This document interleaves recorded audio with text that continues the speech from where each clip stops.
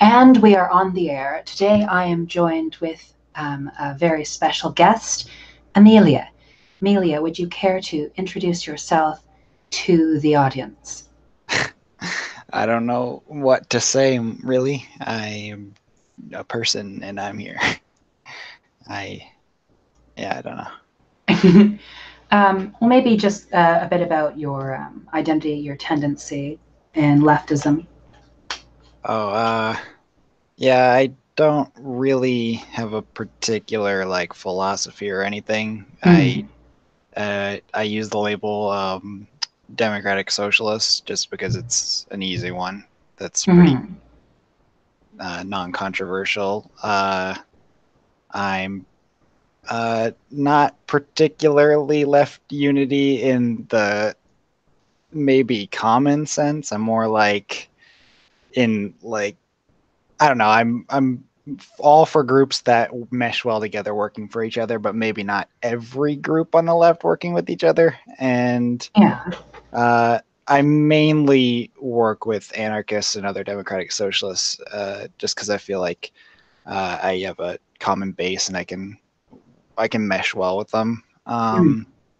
Yeah, and more recently, I've been I wouldn't apply it to myself, but I've been definitely researching a lot into democratic confederalism or Apoism, which is a Kurdish, primarily Kurdish ideology from southern Turkey, Iraq, Iran, Syria. Just interested in it. Not obviously, I wouldn't apply it to myself, but yeah. So Hmm. that's basically where I'm at. Okay, very good. Definitely, I'm not for inclusion of, say, like third positionists or something. There's some wild takes for sure that are there's even some groups that I wouldn't even really consider leftists, but they have just historically been grouped in with leftists so long that they are, and I would definitely there's some that I wouldn't advocate working with particularly, but I definitely am anti-sectarian, of course. Just I think that maybe that word's thrown or sectarian is thrown around a little bit too liberally. It often it takes the place of just like discourse or people just like discussing things will be called sectarian when really that's what we need to be doing. Well, So yeah, we need to figure out an effective strategy for bringing the goals that the world needs to fruition. Uh, yeah, and we also need to evolve ideologies that are mostly pretty outdated to a modern scene. And that doesn't happen by not discussing with each other. Like you can't just all be happy-go-lucky about everything. There is problems with every ideology, and they all need to be constantly revised for a modern era. well, yeah, I mean, the whole point of leftism, as far as I see it, is a continual progress, a continual evolution, constantly being on the avant-garde of pushing, for pushing for social change, of pushing for new forms of liberation. Yeah, absolutely. It's and just especially for I wouldn't say for all anarchism because anarchism constantly has new ideologies popping up, but especially for a lot of the very old ones, like we're talking 1800s. I mean, if they weren't constantly, and I'm not saying they haven't, but if they weren't constantly discussing and working to modernize it, it just simply they never would have been able to have any effective movement in a modern era. And obviously, anarchism is effective, especially direct action is currently very effective. But that didn't happen by people just being happy with the status quo within their ideologies. They needed to constantly challenge them in order to get here. Yeah, no, definitely. Um, and that's also an important element of left wing thought. I think is the critique. Being able to look at the world through a critical lens and not just be satisfied with what everyone tells you the answer is or an easy answer. Sometimes the answer is difficult. You should sometimes look for challenging answers, and that leftism. I think that's kind of a core tenet of leftism, as I see it, is provocative thinking, thinking which pushes boundaries. Yeah, definitely, 100%. So I suppose we should move on to the main topic of today's stream, and that is how do you think we could bring socialism to Canada? Yeah, that's definitely a big topic, but Mhm. I think the best way to tackle that topic is by looking historically what's been happening Yeah. politically in Canada. And I don't think maybe uh, the goal would be specifically a revolution per se, unless you consider like like a through this sort of voting systems, because that's kind of the only way. Canada's a complicated country because it's it's often considered very progressive, but it's also, I would confidently say, probably the most status quo country on earth. It is very much Very very centrist. it's very centrist, and it's very happy to stay centrist. There's people basically how our we have a three-party system currently, but it's very much a a token three-party system, or like a just kind of in image, but maybe not in practice, because the two main parties are the Liberal Party and the Conservative Party. And from probably a European perspective, especially a Scandinavian perspective, you'd probably not even be able to distinguish the two because they're almost identical. The Liberal Party is center right, and the Conservative Party is just right. And the difference between the two is often almost, it's just in the language. Their policies are very similar. I would say the Conservatives are more openly pushing for things like fossil fuel mining, offshore, all that kind of stuff. They're more openly pushing for that, whereas the Liberal Party tends to like kind of do a facade of environmentalism while also just doing the exact same thing. I'm sure a lot of people know about Trudeau's a pipeline Yeah, that. well, he nationalized the pipeline in order to try to get it through, wasting money on that. And, he bailed out that what was it? Bombardier.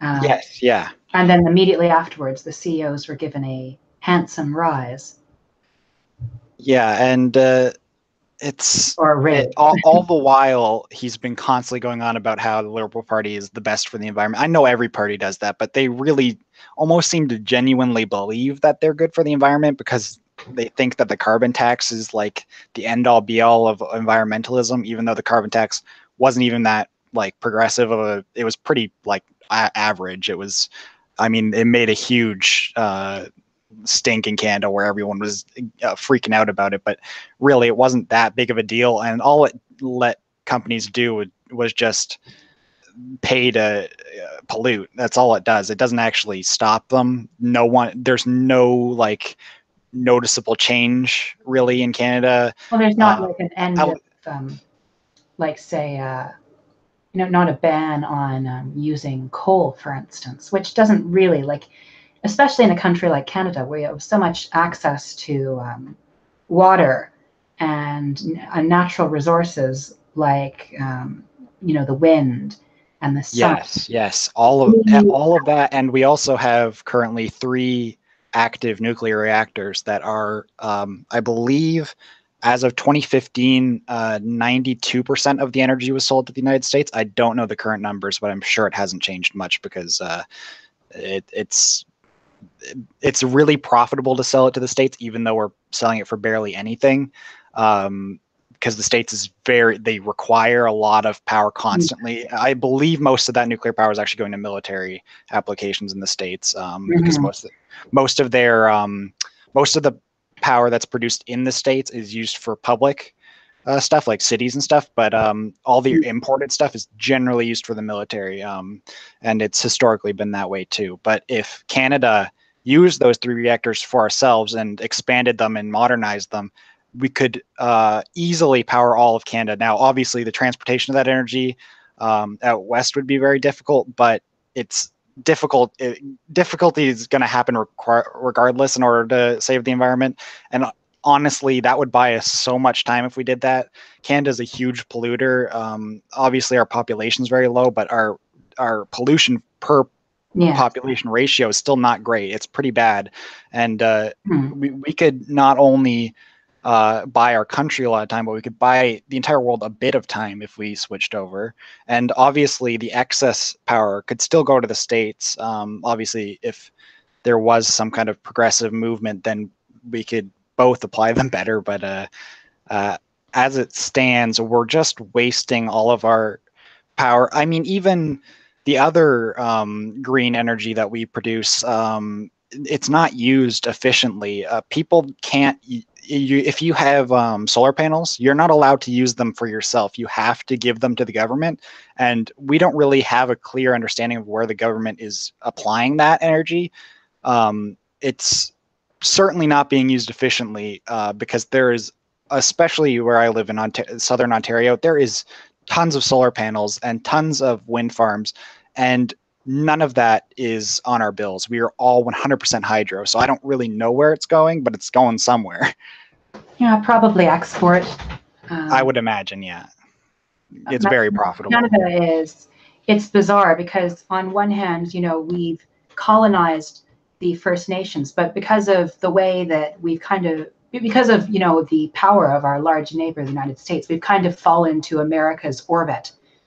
And basically all our business is done with them, giving them the natural resources they need to fuel their industry and military. Yeah, and I mean, we are constantly going on about how we're each other's biggest trading partners, but that's not really by choice. That's we have to. Like, I mean, when Canada was we've always been each other's. Technically, we've always been each other's biggest trading partners, but the UK was and the Commonwealth in general was a much larger uh, portion of our exports Yeah.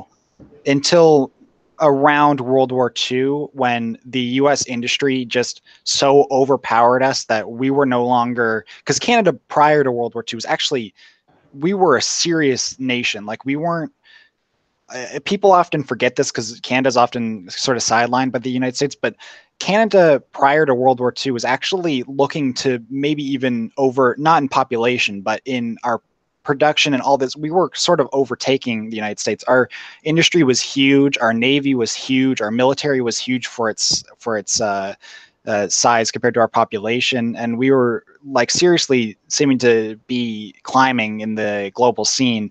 And then World War II was sort of just an excuse for the U.S. to become the superpower of the world. I don't, obviously that's a gross, like sort of reductionist view of it, but that's basically what happened. That was the outcome of it. Is they became the world's superpower, and in doing that, Canada's been sidelined, and we've sort of been forced to just kind of go along with the states.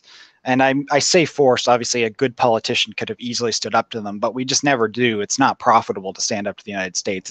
It's really profitable to just go with whatever. I mean, Mostly the best we get is people kind of twiddling their noses at the United States, like Pierre Trudeau.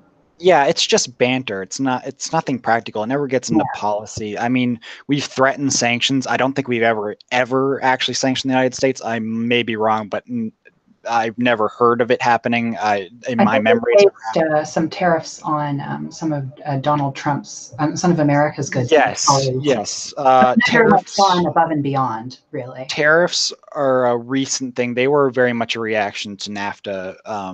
being just destroyed. But I mean, that's a whole different story because NAFTA was junk from the beginning. But now now it's just the United States. Like, it's a power play. Yeah. They've shown that they called our bluff. We didn't do anything more than tariffs. If we had full on sanctioned them or cut trading ties or really like brought tariffs up to a ridiculous rate, they probably would have backed off. But of course, we're not going to do that because we can't risk them, not stopping if they. Yeah. Yeah, so it's just so Canada really, we're I don't know. We're very, very culturally different than the States, and that's often forgotten. We're because people do often think Canada is very much just the northern United States, but we're not. We're very different from the States. We are just politically like gridlocked with them. There's nothing we can really do politically uh, without having Movement on huge the. problems with our economy. Our economy is completely dependent on the United States. Mm-hmm. Well, of course, like NATO needs to be left first of all if anything's going to get done. We can't, make any serious progress, in terms of building a better world if we're continually involved invading other people's countries and occupying them and, winning good contracts for private American and British companies. It's just a waste of time and energy and is damaging for everyone involved. But um, on to back to the point of how to build socialism in Canada. I think we can definitely learn something from the successes and failures of previous movements.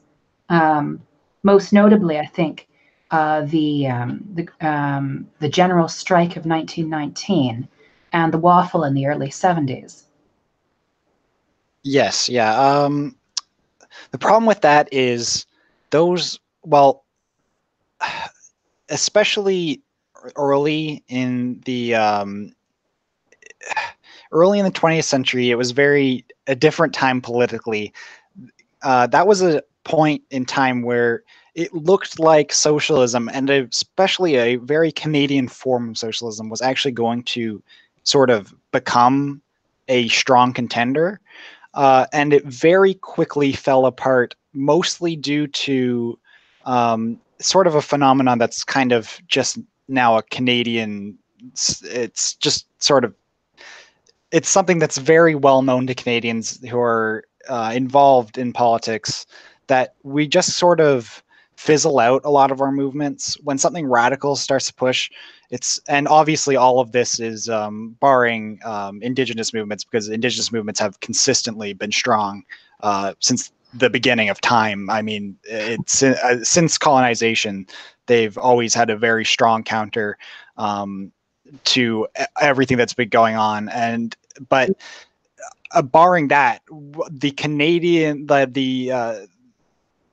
it's it's a weird phenomena where, like, there'll be very strong movements that very much, if they continued on, would have likely shaped the nation from then on, but they just kept fizzling out. And it's sort of a thing that Canadian centrists are very good at doing, which is they give just enough that people start to back off, but they don't give too much that they lose their position. So if there's a strong socialist movement in Canada that have demands, say they have 10 demands, Oh, the more social democracy, more welfare.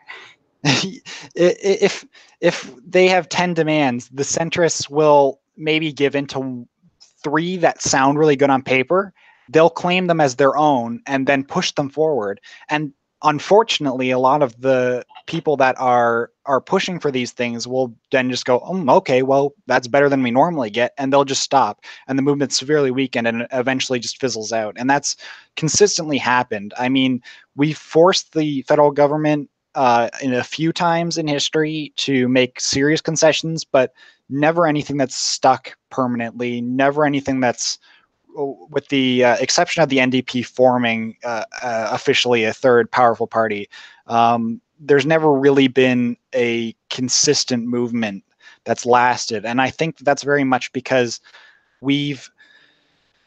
Canada's just not very, the average Canadian, I don't think, is very politically aware, or maybe doesn't really understand how centrists kind of do this, these mind games that are very scummy, and they but they I don't know, if you have a charismatic leader like Trudeau, people are so happy to stay in the status quo. I mean, his popularity has been on a steady decline, but he's still pretty popular. I believe he's still in the 40%, and the Liberal Party is still projected to win the next federal election. Yeah. And after all that's happened, that seems ridiculous to me. But then I try and think of from the perspective of the average Canadian who's maybe not paying attention to all this, and they probably only really remember the helicopter debate when Trudeau took a private helicopter to I forget what the guy's name is, but And that, his trip to India. yeah, and a few other very minor things that really, I mean, they're all bad, but they're nothing that's that unique. Like Harper did. Harper was siphoning money for a private project that he would profit off of, a private coastal project. He was basically making like a I don't even know what it was supposed to be. It was like a transatlantic shipping company, and he was like siphoning money to it, and it was like he was personally profiting off of it, and that got barely any attention, and it did like. And then Trudeau has been the pipeline should have been the death sentence for Trudeau if our country had any backbone and if they were politically aware, but we're not. We're just not. People don't care that much. That's the hard truth. Maybe for local elections, people care, but not so much for the federal level. And it's probably because the conservatives and liberals really don't seem that different to the average person, and that's fine. But then you have the thing where if people hate the liberals, they're more likely to vote conservative than the NDP. And if they hate the conservative, then they'll vote liberal. Yeah, it's the back and forth. Back and forth, back and forth. If one of the mainstream parties upsets you, vote for the other mainstream party. Exactly. And all the people who vote for the NDP are consistently voting for the NDP. And so that means the NDP is always going to be third place because they have their own base who's very loyal. But the liberals and conservatives in the 2011 election when they got to be official opposition. Pardon me, I missed the first part of that sentence. I said, with the one exception in 2011 when they got to be official opposition. Yes, and that was very much an anomaly, and it was very much a complete collapse in the Liberal Party that got us to that point, and it's likely not going to happen again. Trudeau is not the type of person to slip up like that, especially not during an election cycle.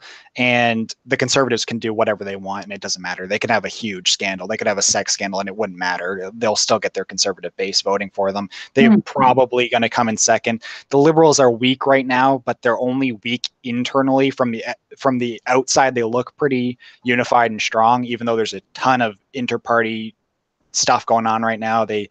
The Liberal Party's not particularly happy with Trudeau, and there's a lot of stuff going on, but it doesn't really matter.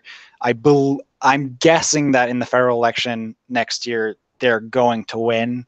I hope not. The NDP, they have very strong positions. Political, the voting reform is huge, and it's incredibly popular, and it's going to get them votes, but I just don't think it's going to be enough. And unfortunately, returning back to the main point, that election reform, I think, is our best bet.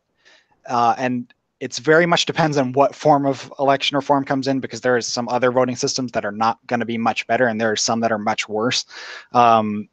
Just like the American system. That's exactly what I was going to say. We're very lucky we don't have an electoral college.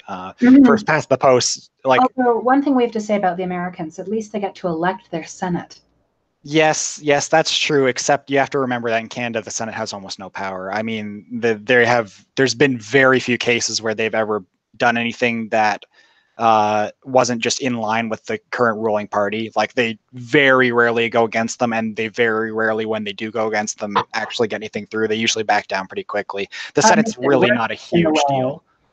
Because that means that they're useless as a check and balance. Which they shouldn't exist, period. They have no reason to exist in Canada in the modern era anymore. I mean, they used to have a purpose. It wasn't a good purpose, but at least they used to have a purpose. Now they just are very ceremonial. It's literally just suck up money. They're just like the prime minister's friends.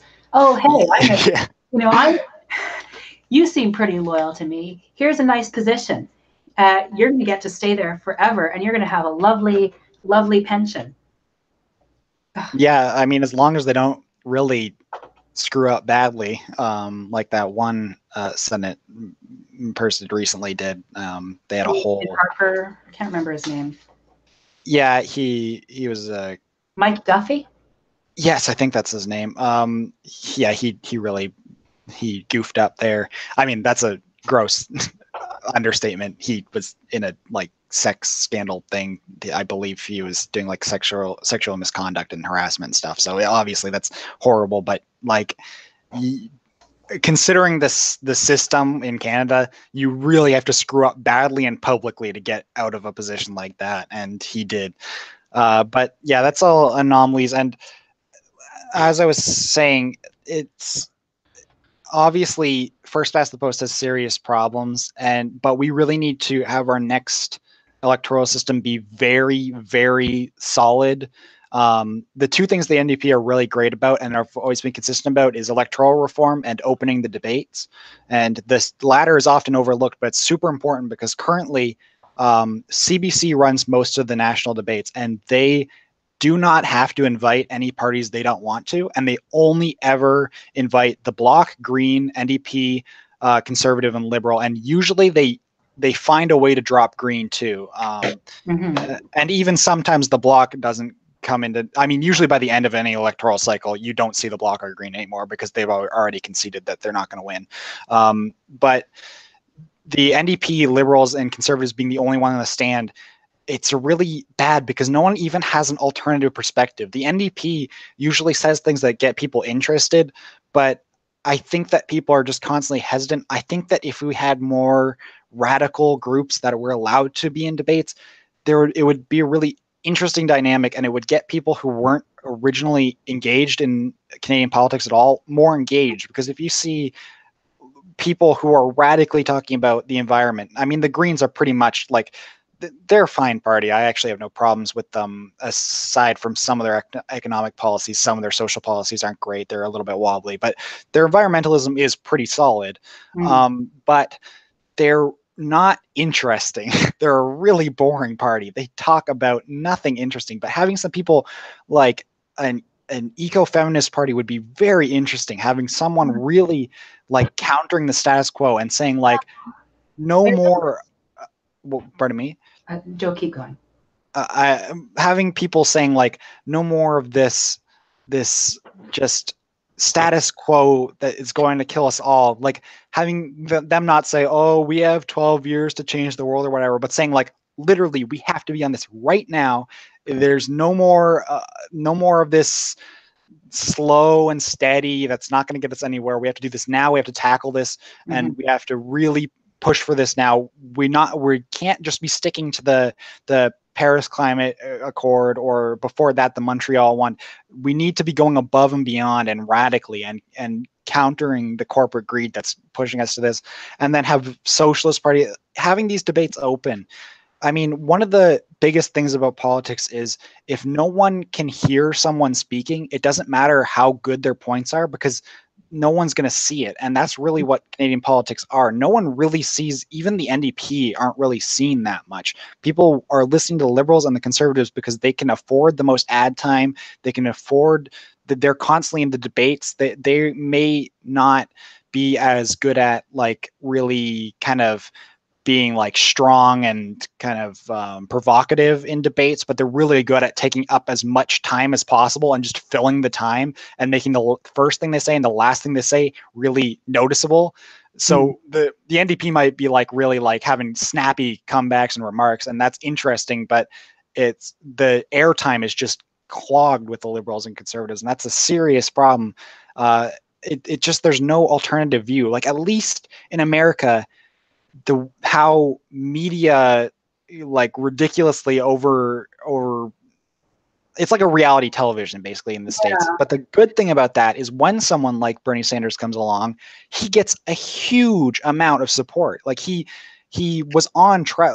Obviously, if he hadn't lost to Hillary, he was on track to win the federal election. That is ridiculous from a Canadian perspective. That would never happen. You would never have this random independent person, or not independent running through a party, but independent politically person just popping up out of nowhere and taking the country by storm. It just doesn't happen. And Yeah. And and the closest we get to it are normally very disappointing. Like oh yeah. from the right, I think Maxime Bernier will be somewhat like that. He'll get a Yes. lot of attention, he'll get a lot of notice in the media, and then he'll get like 1 or 2% of the vote. Yes, and I'm sure Rebel Media will be constantly going on about him because he's basically they're his guy. But Yeah, he, the he he represents kind of a more Republican vision for Canada, yeah, I mean that's sort of I don't and I I mean that in the American Republican sense. yes I hesitate to call them alt right because they really don't. I mean, they're racist, but they really don't flirt with white nationalism too much. They've said some stuff that's worrying to me, but then again, so is Scheer. Scheer said a lot of stuff that is like, Yeah, well, whoa. he seems to be trying to make the Conservatives a bit more of a socially conservative party. Yeah, At least that's my impression of Andrew it's Scheer. weird. They're trying. I think it's gonna fall on its head or be really effective. I don't think that's a weird way of phrasing it, but I don't think it's gonna be like the very like conservatives have been pretty steady, except for their odd.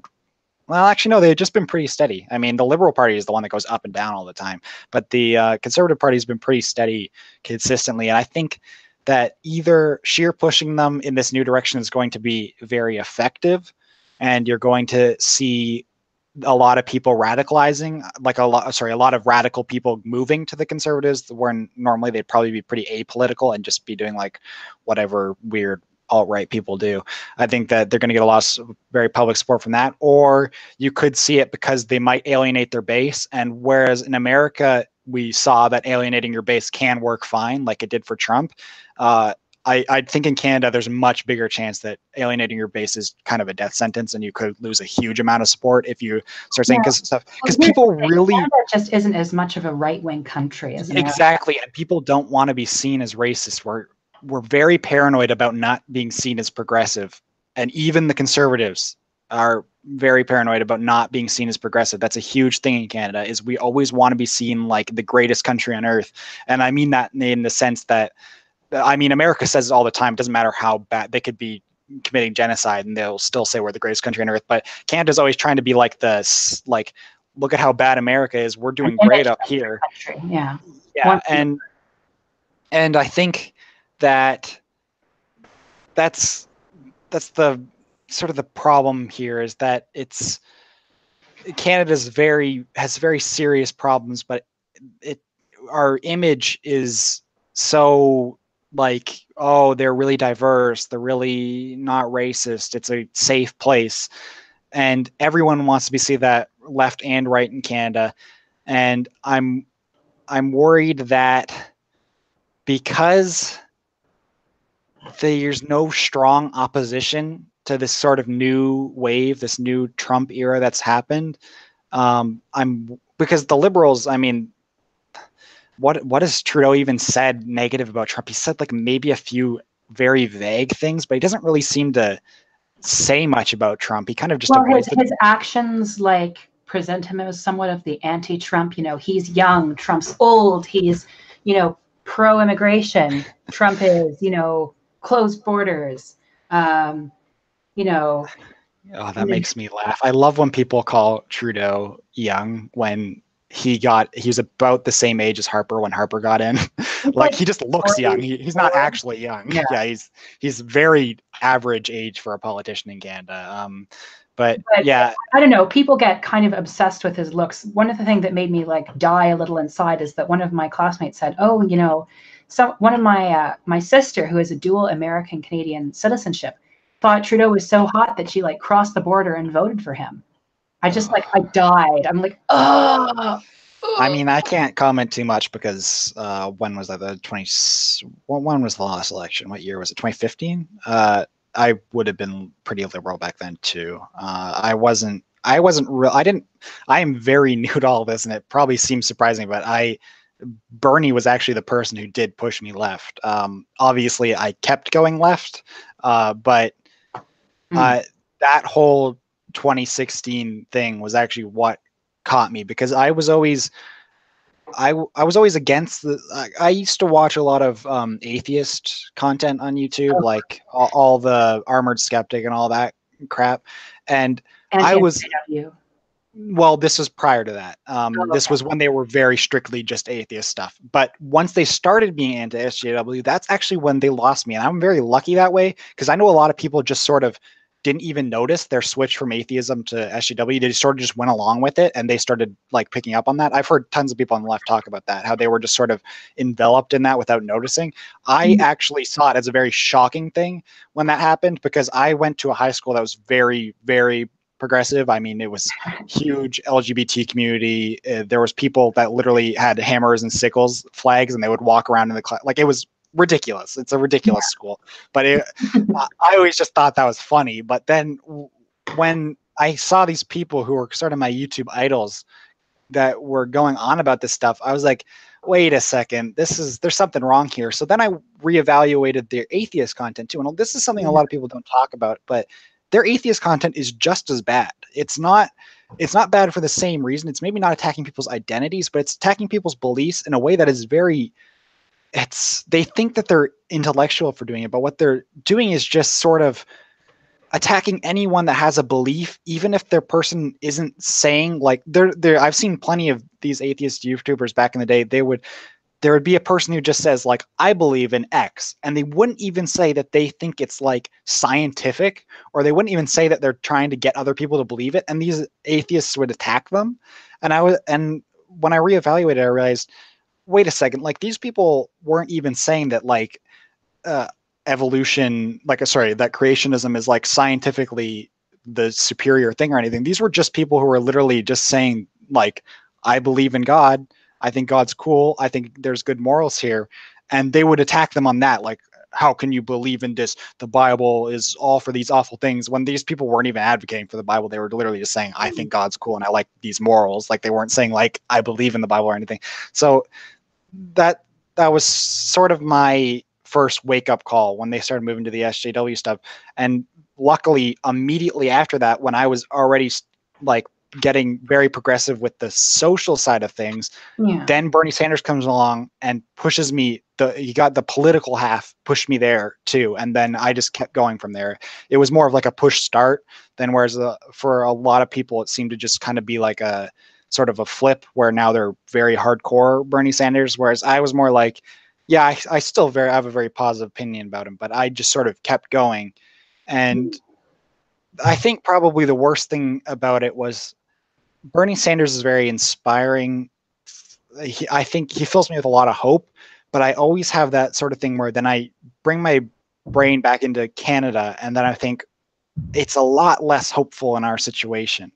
And I think there's a there's a few key reasons why, and we've already gone over a few of them, but one of the main ones is we can't really have a Bernie Sanders. I mean, Jagmeet Singh is not a Bernie Sanders. He's not. He's very centrist within the NDP, and that's not good. He's very centrist for a social democrat. He's leftist. I would still call him leftist, but I think he's just on the edge of what I would consider leftist. I like him. I think he's cool. He's very good at speaking, but he's not the sort of The firebrand, the Jeremy yeah, Corbyn, Bernie Sanders, the or or Mélenchon. even a or even a Tom Mulcair. I know that's going to sound weird, but Tom Mulcair was a Mm. horrible leader and a horrible speaker, like publicly, but he was very good at constantly stirring things up. He was always constantly keeping the Liberal Party Okay. and Conservative Yeah. Party, like in the House, he was just constantly on them, and he was keeping them honest. And he was really,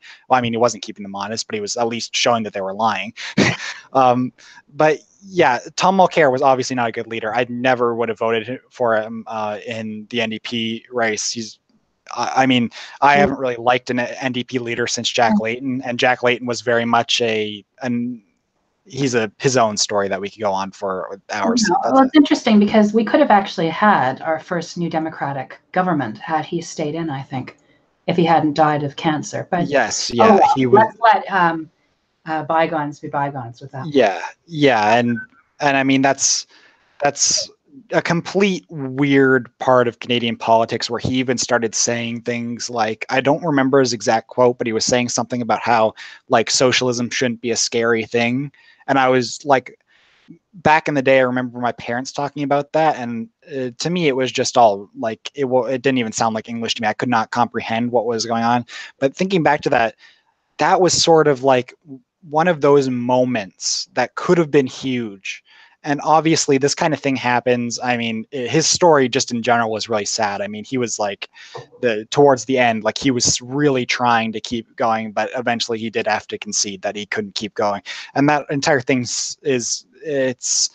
I mean, you can't control that kind of thing, but there's these moments in political history where the entire political system could just change on a moment's notice, and we've missed so many of them in Canada. And I feel like each one we miss brings us farther and farther away, more and more into the status quo. And the status quo is just building a bunker around itself that's going to be really hard to move. I And think there's more hope than that. I do too. I like to be realistic about our current situation and then sort of move on from there to the future, because I do think Canada has a bright future, and I think Canada even will. I mean, I think that there's rumblings that there's starts of movements in here in Ontario that I can very visibly see.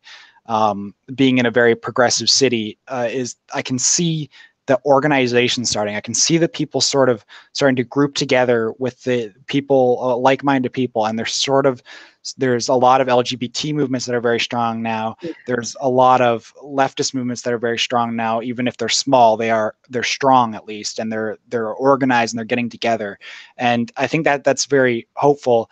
I think one of the main things is we as Canadians, we need to stop being so discouraged by the status quo. So like we can't base everything off a federal election, because if we do that, we're going to keep just being disappointed, because the NDP is really what the left in Canada rallies behind. And while I like the NDP and I am always going to vote for the NDP, at least until there's electoral reform and there's a party that more represents me, I do think that we need to stop acting like they're our hope and that they're like the beacon that we have to rally behind. I think we need to start understanding that we can rally behind our own movements and still support the NDP in a federal election. Like we don't need they aren't mutually exclusive. We can be our own thing and start building our base, because I think we're very much the left. Because I think the federal elections in Canada are actually a bit less important than the provincial ones. I would agree with that too, and that's in a large part due to how unique each province is and just the balance of power that the provinces have. Because I mean, on a federal level, the federal government can really do awful things, and that was very much exemplified by the pipeline. That was something that a province probably couldn't have done by itself. They wouldn't have had the funding or the organization to pull it off. Alberta couldn't do it by itself. Oh no, their economy was not in a position for that, and also they had the problem of a lot of the people who worked in the pipeline were actually people who moved specifically to go there, and that was organized by the federal government, where they were given housing that especially for that. It's just simply logistically a province couldn't have done that. But on the flip side, the provinces have a more direct impact on policies that affect people very rapidly and they can do serious damage. I mean, we're already seeing in Ontario, we've only very recently had this right-wing government in Ontario, and already they're doing just very rapid and sweeping things that are going to be seriously challenging to counter. I do believe is pretty right-wing for Canada.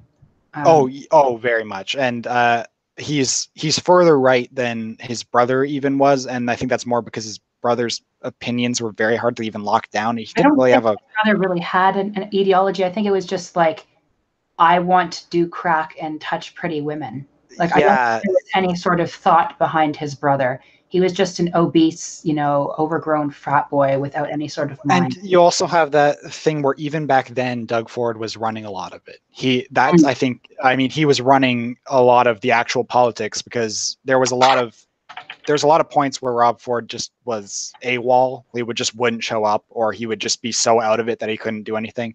So you'd see Doug Ford stepping in and doing a lot of the work for him. I don't know what Doug Ford's official position was then. I think he was a party member and second in line in the party. So he just kind of default, and no one really challenged him on it. He just kind of like just sort of popped in. But I definitely think that the new stuff that the Ontario Conservative are doing is we're going to be able to counter it, and I think that we're already starting to see that. Already, Hamilton City, there has not been any official statements, but I've already heard Hamiltonian politicians saying that they're just straight up not going to listen to whatever he does if he tries to defund any LGBT support or research, they're just not going to follow it, which is very good, obviously. And I understand that Hamilton's economy is actually kind of hugely based on medical, where we moved from steel to arts, and medicine are kind of our two new things. So I understand that there's also like a monetary interest in doing that, but it's still, it's nice to see that standing up. But yeah, I think that provincial elections are definitely important, but more to my point was, it's that we can be involved in this system and also work from without it at the same time. Yeah, a sort of a dual power strategy. That's definitely actually what was going to be my initial proposal for, for moving towards a socialist Canada. Is on one hand, working within your local union, getting involved in unions and local activist groups to put pressure on power and to, just kind of disseminate these ideas into the public sphere. And also to, if you have the privilege of being able to work into a cooperative workplace, take advantage of that, help make people more aware of the superiority of the socialist model. And I think that the electoralism, it's important. I'm not one of those people who believes that elections have no importance whatsoever. But I think probably the real change will necessitate building movements that are not dependent upon political parties. It will be unions, it will be activist groups. It won't necessarily be a giant party machine where everyone has to follow the party line. Yeah. I definitely think that it's useful for socialists to have a voice at the table, and I think that the NDP is probably, for now, the vehicle to do so. But I think that the main target of socialist activism should be decolonial stuff and fighting to protect unions and worker rights. Yeah. Yes. And I think that one thing that maybe especially white Canadians have had trouble with is understanding that we're not the origin of these movements. We even, I mean, I don't like to just default label progressive Indigenous movements as socialist. I think that's kind of it's reductionist. I think it also has the problem of that's not necessarily what their ideology is, and we shouldn't just kind of absorb them into that without like sort of. I know that I personally even know socialist Indigenous people, but that doesn't mean that we should just sort of paint the entire progressive movement as socialist.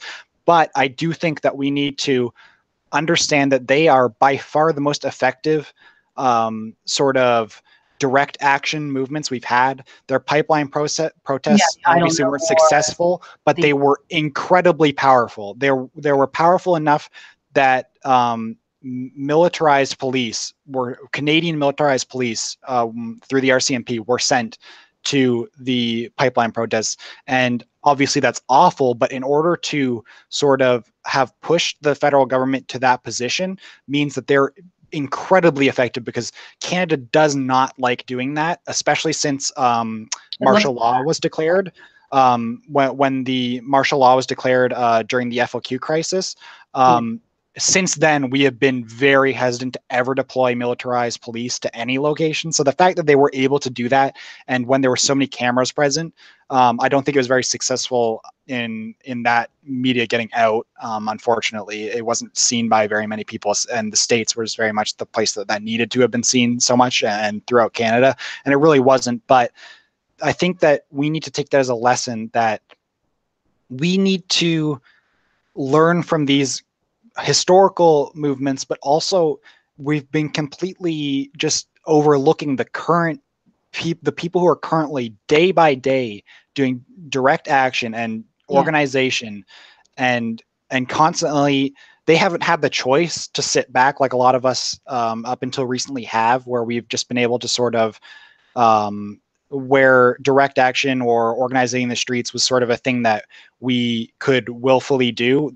For a lot of people, they have to do it to survive. They need to be organizing. They cannot They cannot Well, live they're without doing this. dependent on the federal government because the federal government uses, basically trick them into uh, signing away their territory, and It then wasn't even so much a trick as it was, I would even go as far as to call it blackmail. oh yeah, It was basically either you I say take. trick because often the terms presented were very deceptive. Not. Yes, absolutely. I would agree with that.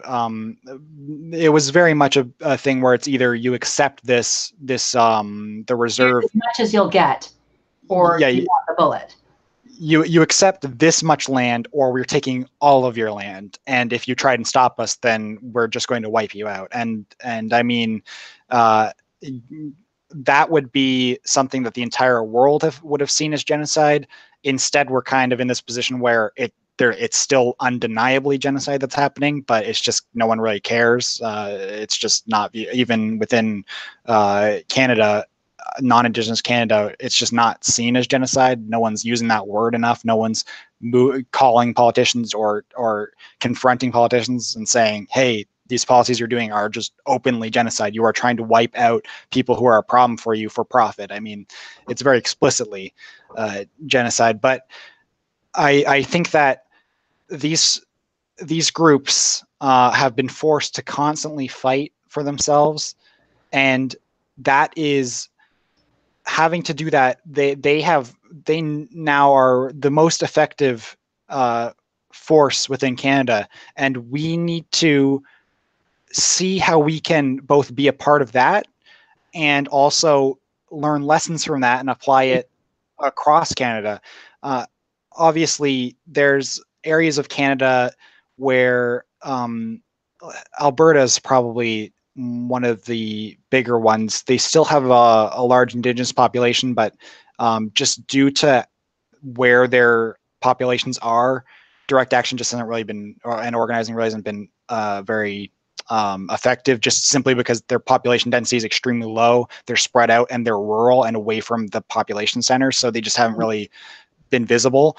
And also, Alberta is just kind of our problematic province. Yeah, Um, it's Canadian Texas. it's rough, and I think that yeah, we just need to start applying that. I mean, there's been a lot of people I've seen. I would sort of, they kind of remind me of like the Tumblr feminists to like an actual intersectional feminist, like sort of the people who are taking the wrong principles and taking them too far. To bring that back is that there's these people within the left in Canada who say we don't have a right to be working with these Indigenous groups. It's not our place as white Canadians. We shouldn't be. And it's the opposite lesson, because Yeah. no Indigenous activist has ever said that. Indigenous activists often say things like we need to decolonialize, and these people on the left will take that as, okay, that means that white people should just sit back and wait until we get shipped back to Europe. That's what they view it as. And that's Yeah, not what decolonialism is. They don't understand that not only is that impossible, but no Indigenous person has for probably a century ever even considered that as a possibility or advocated for that or wanted that. They simply, they've been actively requesting for white Canada to take notice and join in on these movements. And white Canada's reaction has either been, what movements, or, oh, no, this isn't our place, we couldn't possibly, sort of thing. It's actually, that brings up a very interesting point about how white privilege is used, because I don't think people know enough that white privilege was actually a concept invented by a white man in America. you know. And what I think the term white privilege does, and all this discussion of privilege, is that it allows progressive white people to feel good because, yes, we have separated ourselves from the oppression by analyzing it from the level of privilege and by acknowledging our privilege. But on the other hand, it centers discussions of racism around white people and their relations to power rather than on the oppressed, on people who are actually suffering. And it turns into a sort of a self-flagellation ritual where people constantly repeat, "Oh, I'm so privileged. Oh, I'm so privileged. Oh, I'm so privileged," and nothing gets done. Now, Yeah. is white privilege something that exists? Well, I mean, certainly there are definitely benefits that I have from being a settler on on native land. There are certainly benefits I have for being a white Canadian, but I don't necessarily see how that's the most effective. Like it doesn't necessarily seem to me like that's that people who are oppressed want to hear about, oh, listen to all my stories about how privileged I am. Wouldn't it be better for just me to like signal boost their stories? And I think white privilege as a concept should be kind of more focused around activists. Activists should be cognizant of their privilege so that they don't, undermine movements and don't make movements an unsafe place for the people they're supposed to be fighting for. However, I don't necessarily think it's the best approach when trying to get people in at the first start, if that makes sense. I would say that white privilege, when considered on its own, isn't particularly um, effective of a talking point or sort of thing to think about, because it's incredibly contextual within a larger discussion that we need to be having about structures of power in general, because change doesn't happen from the top down. And in order for, and a lot of people on the left think that sort of by constantly sort of acknowledging white privilege, that they are in some way, they're the movement for change, when simply put, they are within a sort of a position of power inherently. And in order for sort of the change to come, we need to be looking at it in sort of this hierarchical sense, that we just need to be looking at more things in general in, because hierarchy is a bigger problem than any individual hierarchy within society. White privilege is a hierarchy, and it's a historical one, and it's one that really modern white people, for the most part, aside from people who actively try to continue it or increase it, but the average person, they they don't identify much with it, because they don't view themselves as having really done anything. They were just kind of born. They don't really see how what their Yeah. ancestors did was their fault. And I think that the understanding needs to be that there's a hierarchy that needs to be dismantled there, and you can't dismantle it simply by acknowledging it, because acknowledging it is almost in and of its own sort of right kind of a way to sort of, I wouldn't say like perpetuate it, but it's sort of like it's not doing anything. It's not changing anything. Yeah. There's no change that comes from just simply looking at a problem and saying that's a I, problem. That's a starting point, but yeah. it's I mean, raising awareness is important, and it's important that more people understand the problems, and it's important that people understand, the injustice and racism in Canada.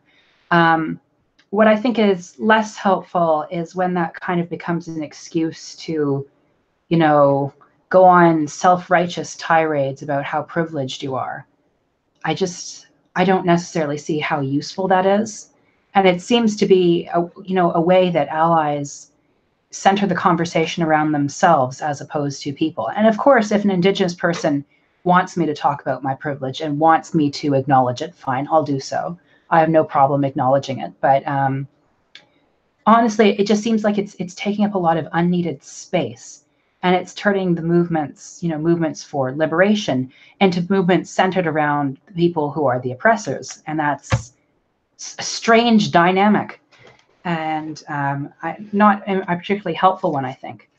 Um, yeah, I would say that there's very little solidarity to be found by saying, I have privilege, I am in a position of inherent power. I don't think that that's, I think rather what you need to be doing is more, instead of saying out loud, I have white privilege, it's more saying within yourself, recognizing it, and then saying, okay, now what do I do? Because yeah, I how do have I use acknowledged, what I have to help yeah, change the world, right? I've acknowledged it. Now, what's the next step? And I think the next step is I think it's not stated enough that you need to start interacting with Indigenous people and learning from them and listening to activists, because from I know from personal experience, when I was sort of I even when I was pretty like right wing militarist kind of person, I was pretty young back then. That was like my 12 through 14. I mean, I got into politics pretty young. I had a like when I was that age, I was a Christian conservative Marxist Leninist. Yeah, I was an atheist and like hardcore atheist, and I was militaristic and I wanted to join the military and I was all about that sort of thing. Um, I could go into sort of the personal reasons why, but that's irrelevant sort of the topic, which is that even back then I was always very interested and sort of like shocked and disturbed about what was going on in Indigenous communities. And uh, I think that our education system has been at least moderately good with that, or at least I can't really speak for all of Canada, but I can speak for the schools that I went to, was that they did say that residential schooling was essentially genocide, and they did talk about all of these things. Like I believe even my middle school talked about how Canada influenced a lot of Jim Crow laws, which is something that is very rarely talked about at all in Canada. But it was I knew about that from a pretty young age. But I remember, despite my sort of right wing views, I was already sort of uh, interested in the topic and kind of disturbed by it, but I had no real context for it. For me, Indigenous people were something I really only knew through media, and I would see like a there was Yeah. I forget what the movie's called. I think it's called Zulu or Shaka Zulu. It's a film about the British invasion of the Zulu and their war with the tribe. And Yeah. I always just assumed that an Indigenous person in media was sort of what Indigenous people were.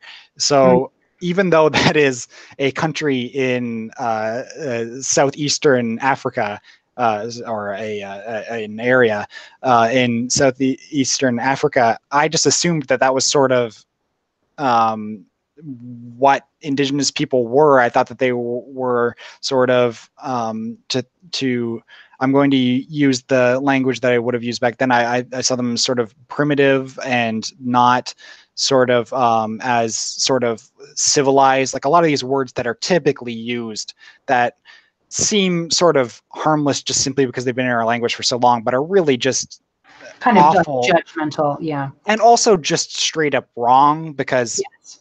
the European view of what is civilized and what is advanced, I mean, these aren't universal. I mean, even within Asia, there's very different views on what is civilized, what is a civilization, what is civilized, and what is technologically advanced and what isn't.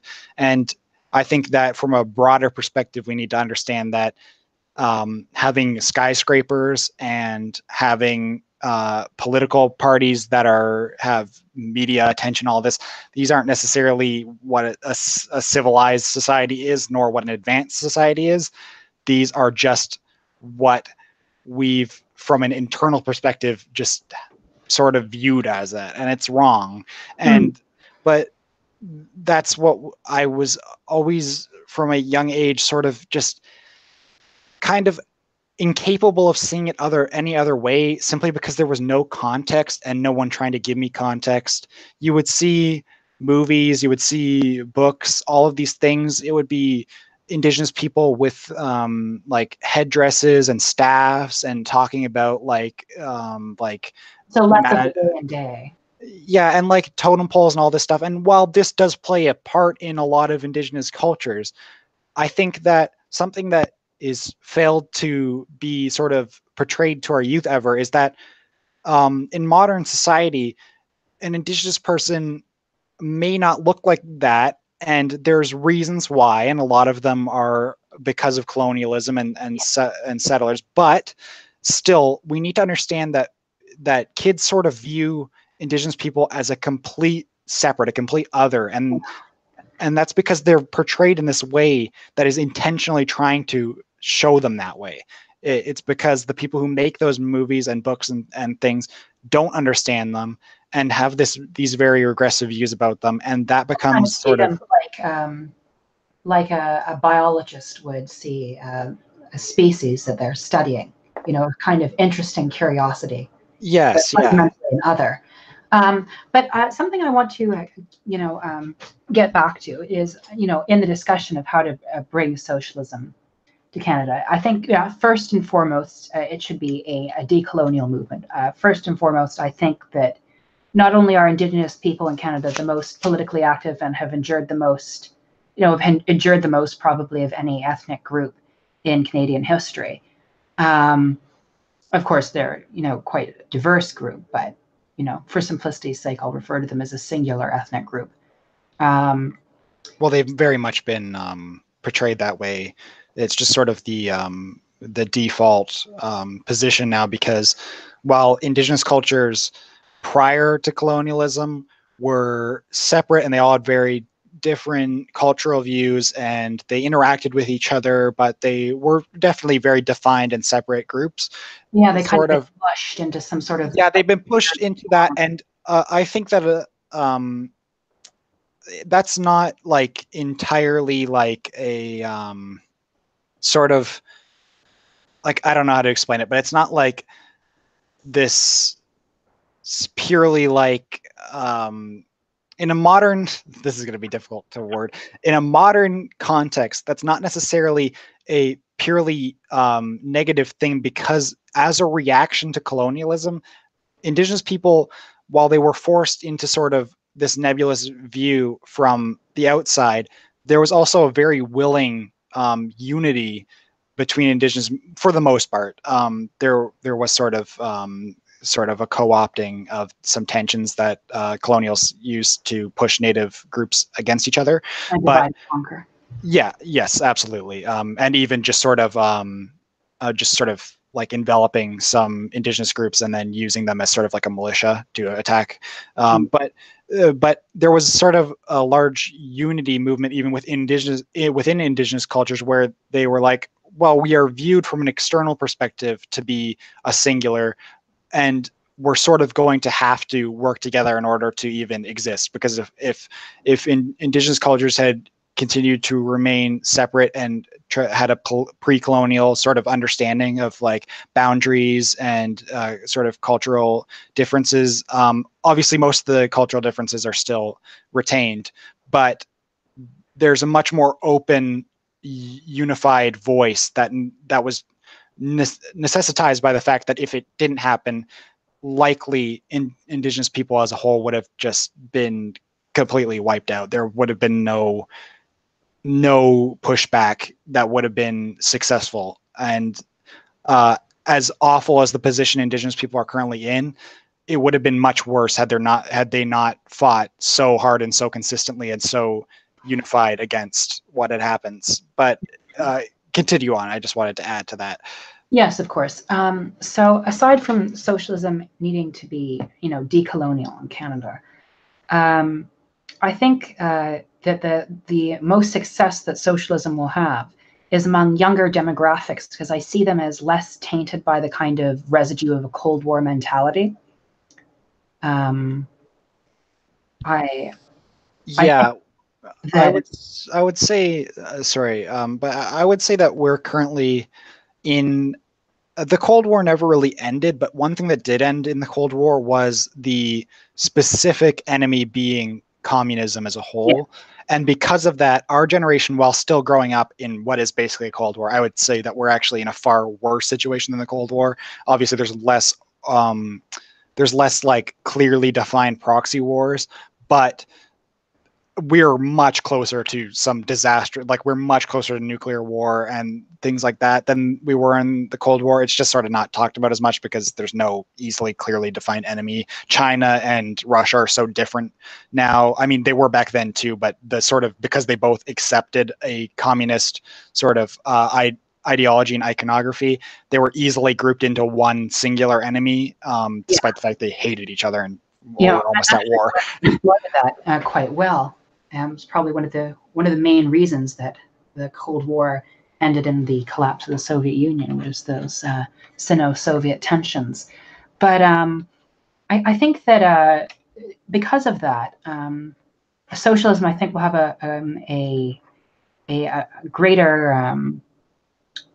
a greater influence among the younger generation. And I think that we should adopt issues to appeal to this demographic. Legalization of drugs. I think we should move towards supporting, lowering the voting age, supporting public tertiary education. Yeah, voting age, and also all the removing all the age boundaries for people getting into politics too, because a lot Oh of yes, positions are still that's so very silly. restricted. Yeah, I think one of the main problems that people don't consider, and I'm not saying that you weren't considering this, but one problem that people don't consider is that rural Canada is a huge percentage of the population that is often ignored, and rural Canada is also an aging population. Their average age, I believe, now is around 50 or 60, and in urban areas is much younger. I believe it's around 30.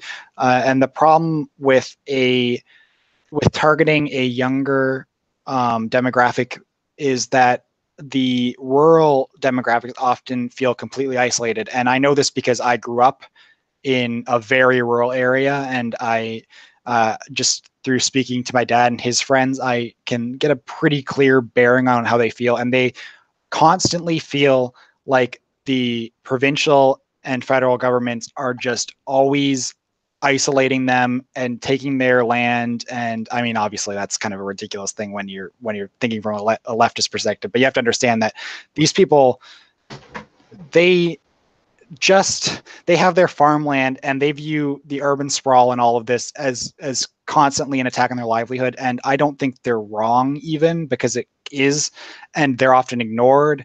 And there's a serious So you problem. kind of want a support for the rural communities as well. Yes, and I think that the rural community, while obviously it's going to be tough because they lived through the Cold War, I think there is at least a chance, because a lot of socialist talking points, first and foremost, would affect people like farmers. Obviously, modern socialism is very like anti-industrial farming, but luckily most of the rural area actually isn't industrial.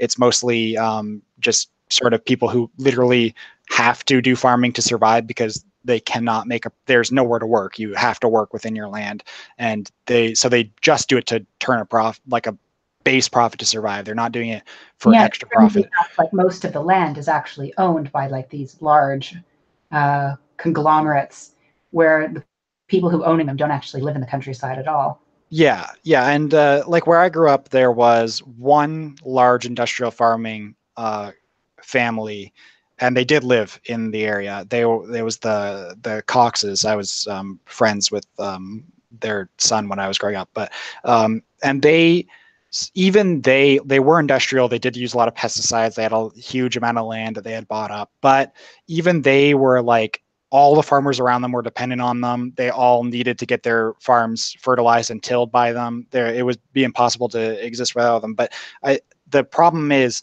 that the the rural areas of Canada are very right wing, Yeah, and the right wing is also the people that are screwing them over the most and most consistently. But they don't understand that, because they are right wing ideologically, and they cannot comprehend the fact that the liberals aren't going to help them, the conservatives aren't going to help them, the NDP even aren't going to help them particularly, but it would help them more. They need to understand that if they had their best interests in mind, they would actually probably be most open to socialism, because it would directly help them.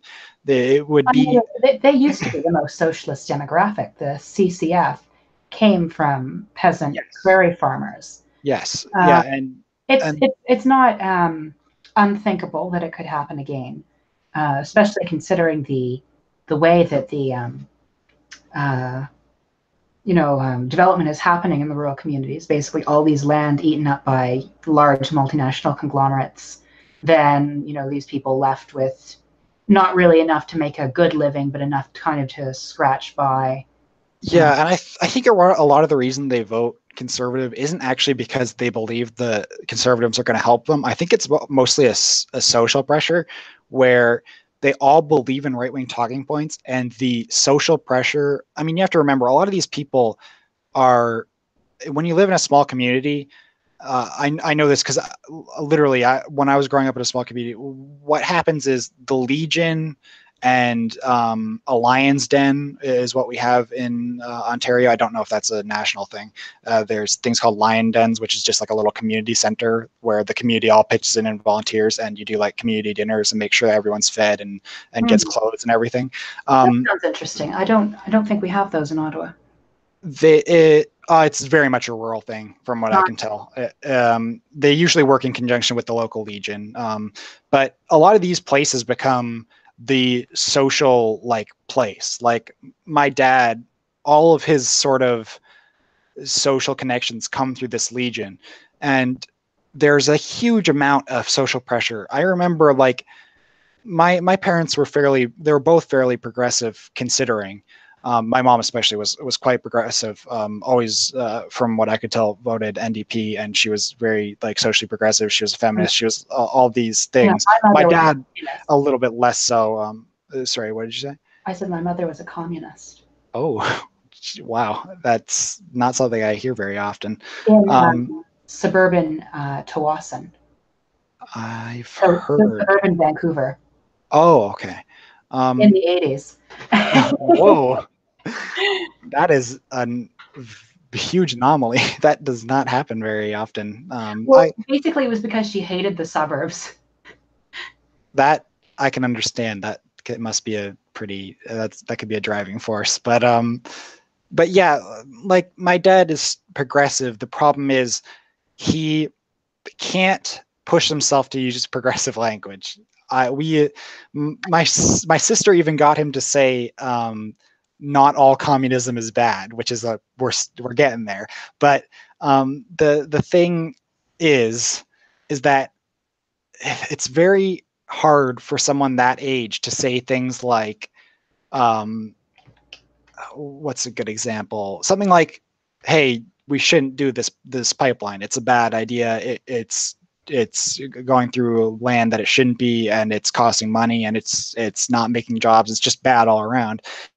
But the problem is that that would be considered like a I don't know.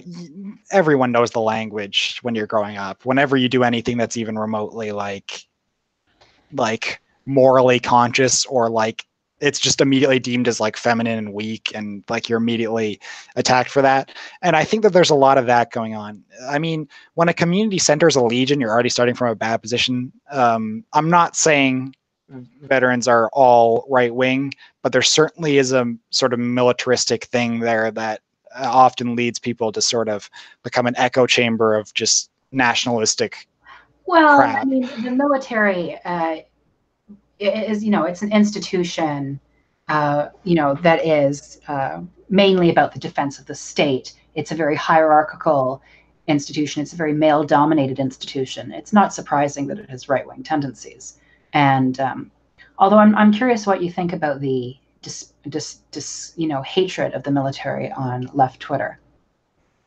I mean, I don't know how much people know about sort of my background, but I was intending to join the military, and then I had a very serious and now permanent knee injury, and it was the main reason I didn't. I didn't ever tell my parents I wanted to, but I was almost certain that that's what I wanted to. And the main reason why was because growing up, um, online, I mean, I didn't really grow up online, I should say. We didn't out in the country. Getting decent internet is ridiculously difficult. I mean, my dad still has ridiculously slow internet, um, but once I started to get online around, I believe age 12 was when I really started to. 12 through 14 was really my big intro to online. I Yeah. Instead of sort of going I mean, most kids probably just play games. They don't really do too much of the social side of things when they're early. Actually, I guess it's different now. I keep forgetting that a lot of kids are growing up at like 8 years old and younger on the internet. But people my age anyways, when they were starting to go online, they were mostly just probably play games and do stuff like that. They weren't really that social, because you would just talk to the people you knew personally. You would never really like go out. But what I did was I started playing military simulator games because I couldn't. Well, this was prior to my injury, but I was too young to do anything militaristically. So I started playing these games, and when I was talking to people, most of the people I played with were either veterans or active service people, and I had trouble relating to anyone else. Um, and I didn't realize at the time that a lot of the reason I was having trouble relating to people was because I was just sort of always pretending to be someone I wasn't. Mm. But the at least I always had trouble speaking with people. I had very serious learning blocks when I was young. I still have severe dyslexia and also some other learning block that I never got the name of. The social worker who was helping me didn't.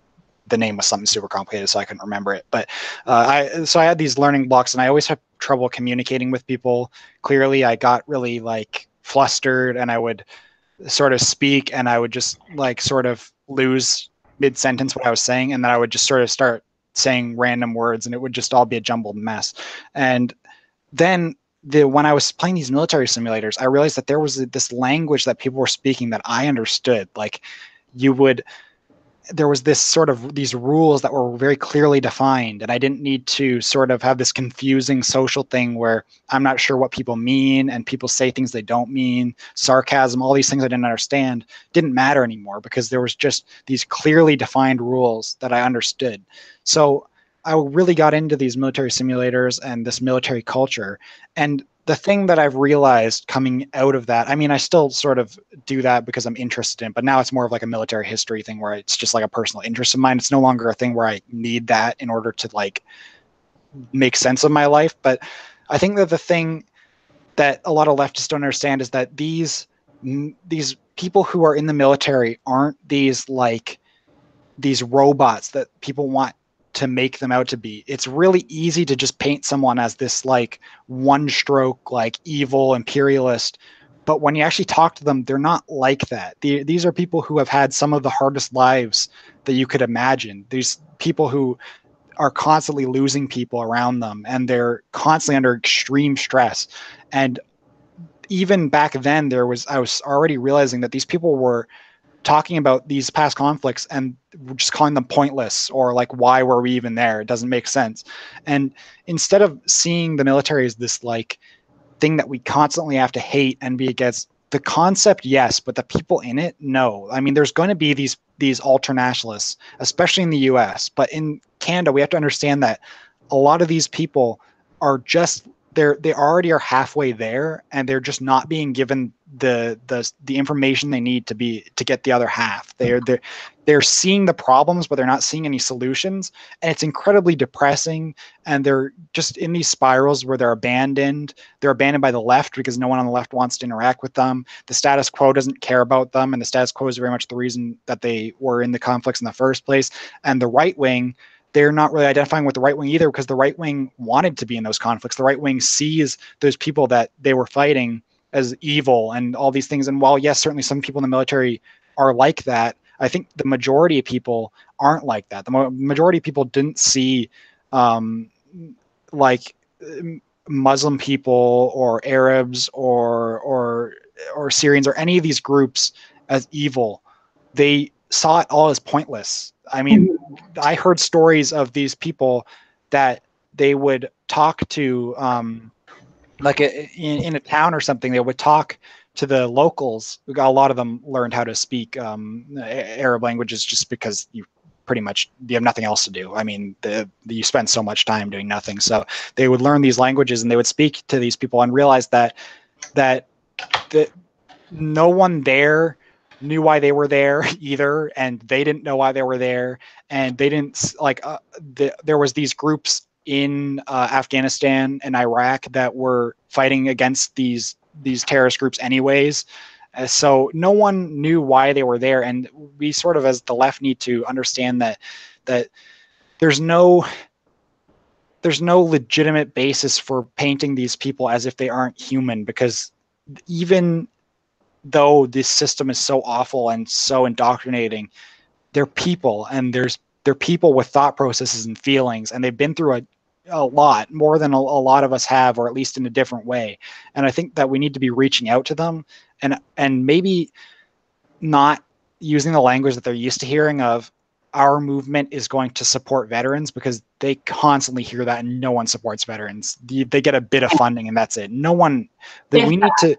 sometimes they'll just say, I support veterans, and then the funding will be cut.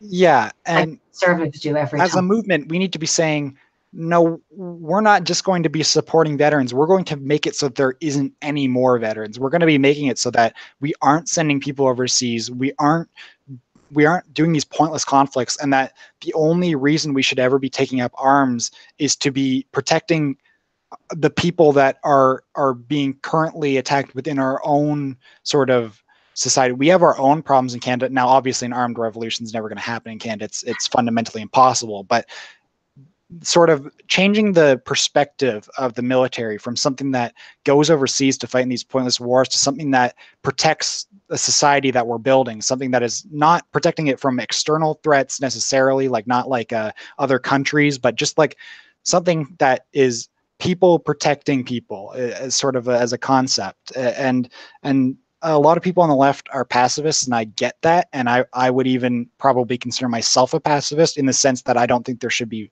war, but I also recognize that realistically there's always going to be conflict, and there's always going to be a need for armed groups. And I think that the way we integrate that is incredibly important, and it's going to need to happen regardless of what people ideally want. I mean, ideally I want a society where guns are a thing that are in a museum and you look at it and you go, oh yeah, that was an interesting part of history, that was something in the past. But that's never going to realistically happen, at least not that I can perceive in the One near of the future. problems with that is that, I do believe that people have the liberty to own what they want. Um, that's fundamentally why I support, right to assisted dying, right to use whatever substance you want. And even though personally, I despise guns, and, if I could wave a magic wand and they would all disappear, I would do so. Um, I'm increasingly seeing, a gun control on hand arms as to be an impractical solution. I have a very sort of weird position about guns. I think that Canada's system, given the current system we're under, I believe Canada's gun control is as close to perfect as you can get. It's actually quite good for saving lives. But under any other system, or a transitional system, or even a system that's slightly different, slightly more libertarian, there's going to be armed threats. We're already seeing it in the US, where, I mean, police are essentially protecting the right. Yeah. And I can see that in a scenario I never want to happen, and I don't see likely happening. But if there could be a scenario in which the wrong people have had their guns taken away, Well, the gun control often, targets Black people disproportionately because the it state isn't interested in disarming, rich white people, because those people don't pose a threat to the state. yes, Um, yeah. Well, the thing Even though is, they like to LARP as, militias, we are the 3%, we're going to defend the Constitution. Ultimately, they're fat cowards and they'll never do anything. well, actually, Canada's militias are a bit different than the States. Canada's. I was talking about the United States. Oh, okay, yeah, because I was going to say Canada actually has a few armed militias, and all of them are actually kind of scarily, like, they do regular training and they train with the Canadian Armed Forces, and they're like weird.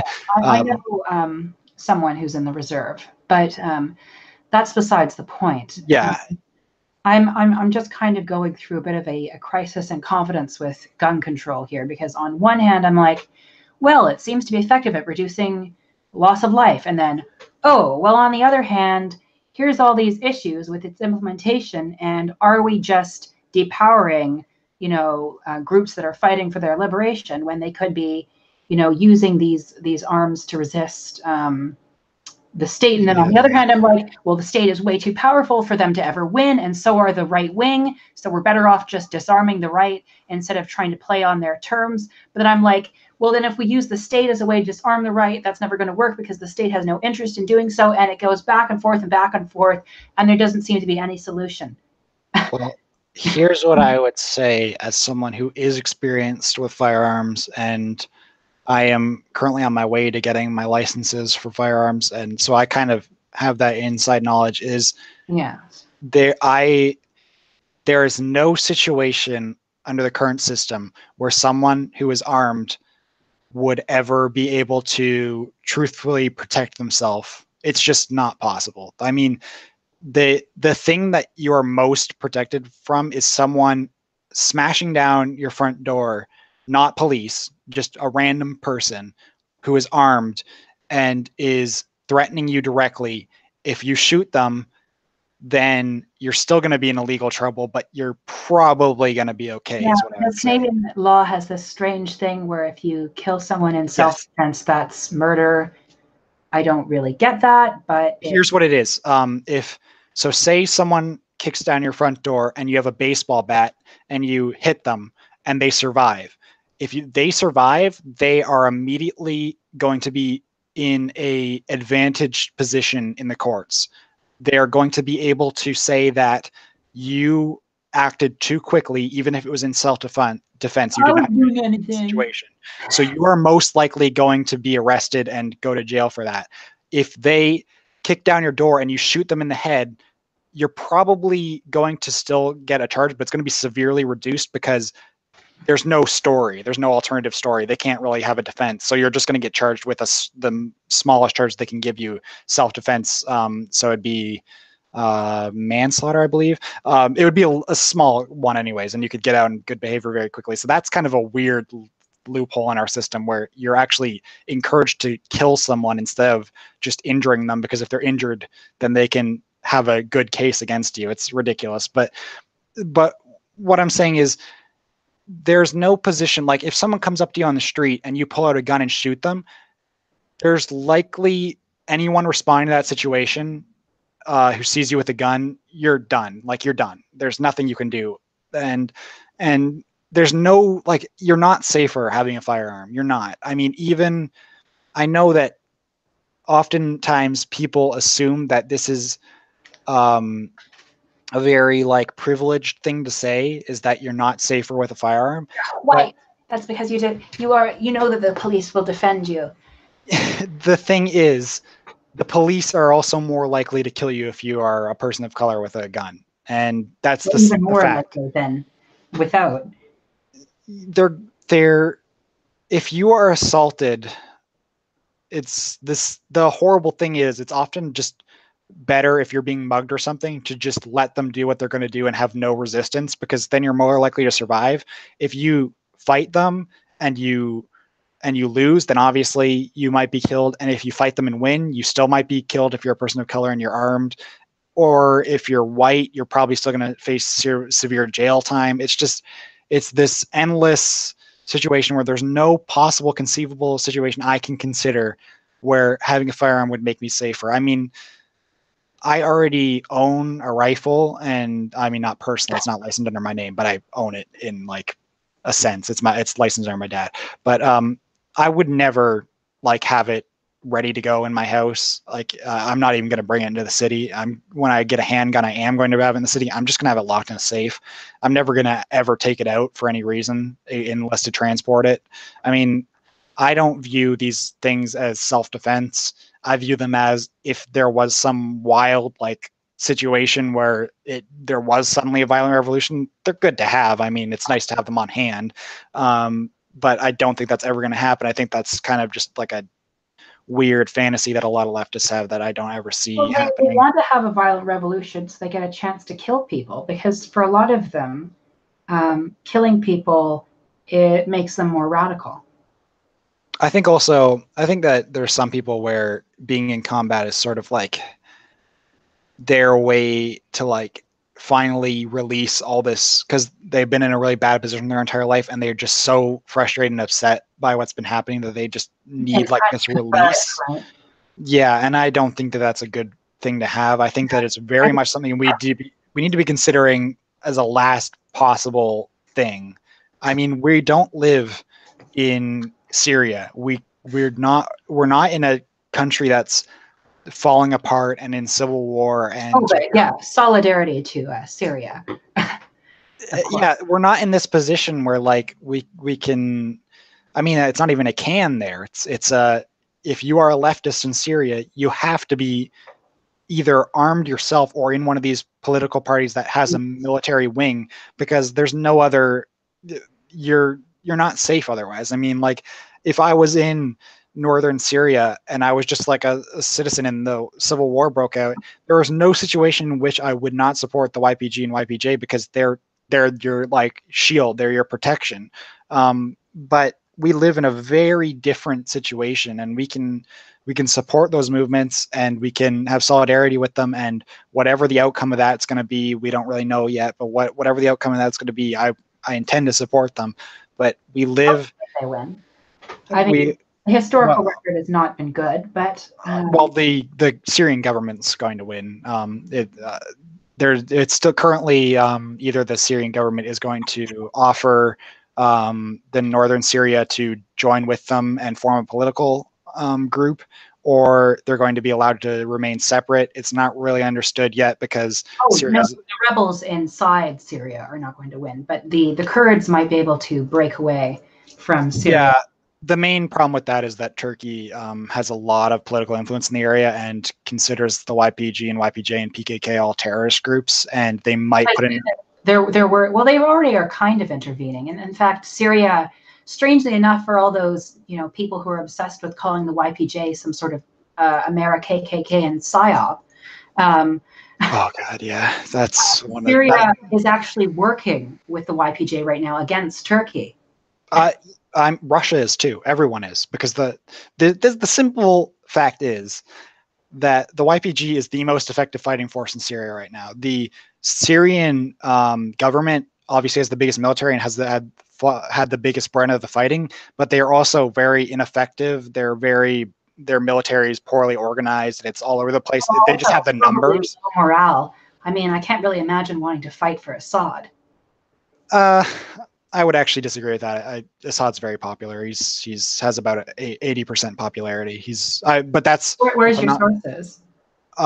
There was a um, poll that was from I forget what the group is. Yeah, well, There's a it's important. Syrian democracy like group that is trying to like I don't know, but the I can tell you from studying military history, this is actually not a weird thing. There is a phenomenon. I forget what it's called. I believe it has some ridiculous name, but it's this phenomenon where during a conflict, the majority of the status quo and the centrist Rally behind the population flag. they rally behind their leader just because I mean, it's scary to be in conflict, and it's much more scary to be in conflict on your own soil. Yeah. And Assad, um, I am very much anti-Assad, but I also recognize that a lot of the information that's coming out about him is highly skeptical. He You mean did do from a chemical attack. Western sources? He did do a chemical attack. It's often worded as he did a chemical attack on his own people. Now he did, but that makes it sound like the target was his people. What actually was is he was targeting someone else and was just really careless, and they took out entire city block and Well, killed a it's lot pretty of. careless. I It mean, is, and it's he careless enough absolutely that he should deserves to be be in jail condemned. forever. But that is very different from what the Western and especially Turkey worded it as, which is he deliberately attacked his own people to suppress them, which is not true. He didn't do that, and Well, he did originally. That's why the protests escalated into violence, is because he didn't step down like Mubarak and yes, some yeah. other leaders. Well, you also have to understand that the biggest part of the opposition was actually moderates and right wing traditionalists that actually countered Assad. A lot of people seem to think that because the YPG is so powerful and the SDF is so powerful that they were actually like a large part of the opposition to Assad when they really actually weren't. Oh, I know. They I know that they're currently right now, especially considering Assad deliberately released a bunch of, terrorists that he'd had in jail and disseminated them against, among his political opponents. That this is all kind of a long-term gambit for Assad, because I think he knows that if he makes his opposition to be, fundamentalist Muslims, that a country as diverse as Syria is going to rally around him. And I think he's largely succeeded in his goal. And I think, even I am going to admit that I don't like Assad, but I prefer him to a terrorist running Syria or ISIS. So Yeah, I'm against interventionism. So I wouldn't necessarily launch a coup to overthrow him, because fundamentally I don't believe that that's something that a country should be doing. Going around launching coups against other countries. It's just, I think it's illegal, um, or at least it should be. So yeah, I mean, I don't necessarily advocate some sort of giant bombing campaign against him, but if Assad was overthrown by his people, I wouldn't really feel very sorry for him. yeah, and I can say I'm pretty new to studying Syria. I really don't focus on modern conflicts that often, but I can say that I see it as very unlikely that Assad would be overthrown in anything shy of foreign intervention. And I think that foreign intervention is very likely to happen, especially through Turkey. The U.S. doesn't. I was listening to, I don't know if you know this, the podcast, The Moderate Rebels. Um, I was listening to their podcast, which I despise, by the way. They're really not good. But they were saying that the U.S. is really just using Syria as a proxy, and that they're going to try and you make it sort of another Iraq, where they just overthrow the government and then make it their own. I seriously disagree with that. I especially disagree with that because the U.S. military seems to really not care at all. They're literally just like, they seem to have no interest in the region other than its effects that it's going to have on their precious Iraq and Israel. Like, that's their main worry, is that they can't let this conflict spread to other areas.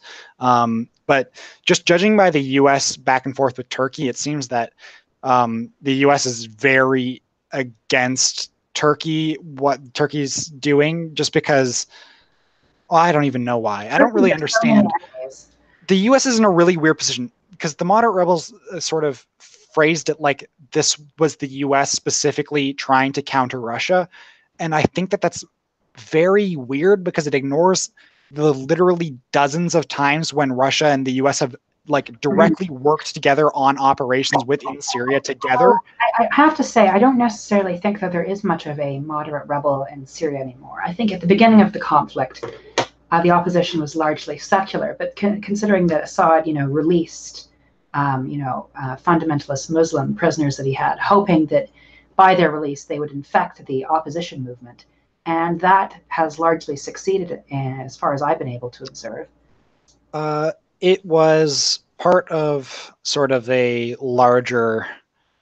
I mean, Assad did a very big gamble because the Syrian opposition, and I do mean not the Free Syrian Army. I mean, right off the bat in 2014, the Syrian opposition, their entire group, before the Free Syrian Army sort of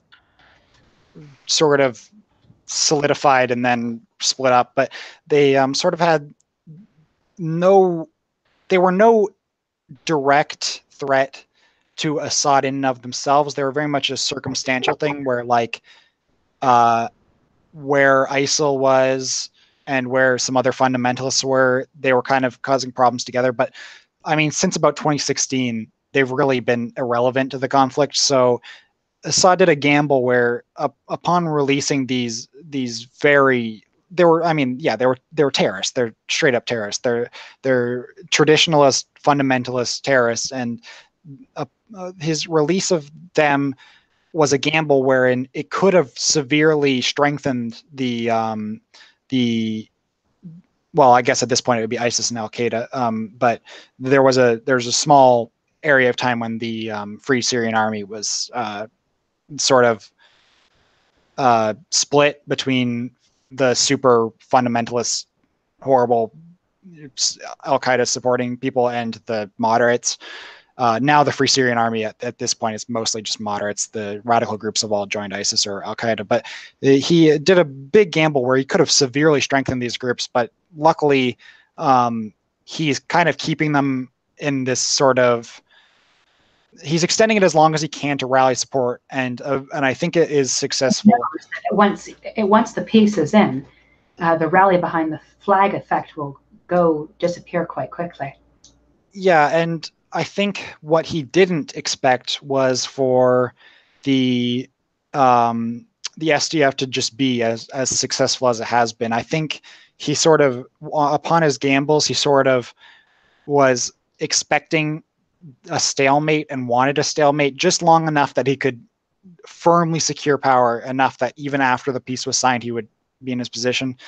Now we're sort of in this weird area where the Kurds are actually they're definitely the second strongest. They're the most organized in Syria, and they're powerful, and they have a lot of foreign political power now joining in. Control the strongest area economically as well. Yeah, they don't have the largest population, but they have an area that, because of how quickly and rapidly they were successful, and because no one was doing airstrikes in that area, it's rebuilt very quickly and very successfully. And so they're going to be a powerhouse, and they're going to be, assuming they don't rejoin with Syria, assuming they can maintain their independence, they're going to be a very interesting thing to look at. But returning it back to sort of the Western perspective, is we need to understand that this is Syria. This isn't the UK. This isn't Canada. This isn't Germany. This isn't the US. These, where our countries are fundamentally different, and well, I think the UK and the United States are also fundamentally different countries. But I do get your point. I'm talking more from Syria will not necessarily work in Canada or vice versa. I wouldn't even say won't necessarily. I would say explicitly cannot. There's no possible way that we could have. I mean, there's timelines. I'm sure, assuming multiverse theory is correct, I'm sure there's timelines where the YPG didn't even work in Syria. I mean, there's so many pieces to that puzzle. They got air support pretty early on from the US. Then later on, they got support from Syrian government and Russia, and Turkey has largely been doing border conflict and not done a full invasion. Had they done a full invasion at any point, they could have easily wiped the YPG off the map. So, yeah, and applying this to the West, there's lessons we can take from these foreign and historical groups, and there's lessons we can't take. And the lesson should not be, okay, let's all take up arms and attack the government. The lesson should be that Syria has been incredibly effective at taking a bad situation where the status quo was right wing, and understanding that there's a lot of groups that are inherently benefited from a socialist perspective, yes, rallying them together, making the strong base, and ultimately being willing to protect people. I mean, the YPG they're people's protection units, they're civil protection units, they're literally groups designed to protect these communities originally. And I think that's that type of thing, maybe not in the same way, but is a very inspiring thing to look at, is to create groups, to not necessarily with arms, but to at least politically just protect people. I mean, there's people who need this political protection. There's these policies in Canada we have, like there's tons, like our healthcare system, for all its faults, people need it. There's so many people that had, if we switched to a US system, there would be so many people that would die. I mean, the government that tried to do that would, lose quite they would crash and burn, and their party would be decimated for cycles and cycles. But never come back. But just there's a lot of people.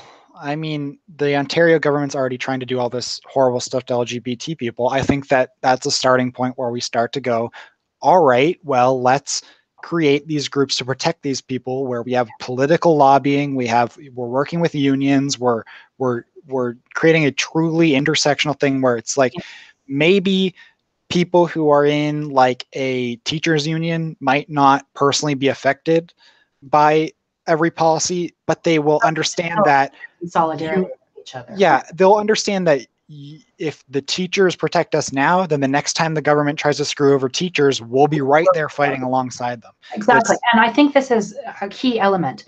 If socialism is to come to Canada, we can't allow all our different interests to be split up. You know, the environmentalists have to work with the unionists. The feminists have to work with the queer liberation. You know, the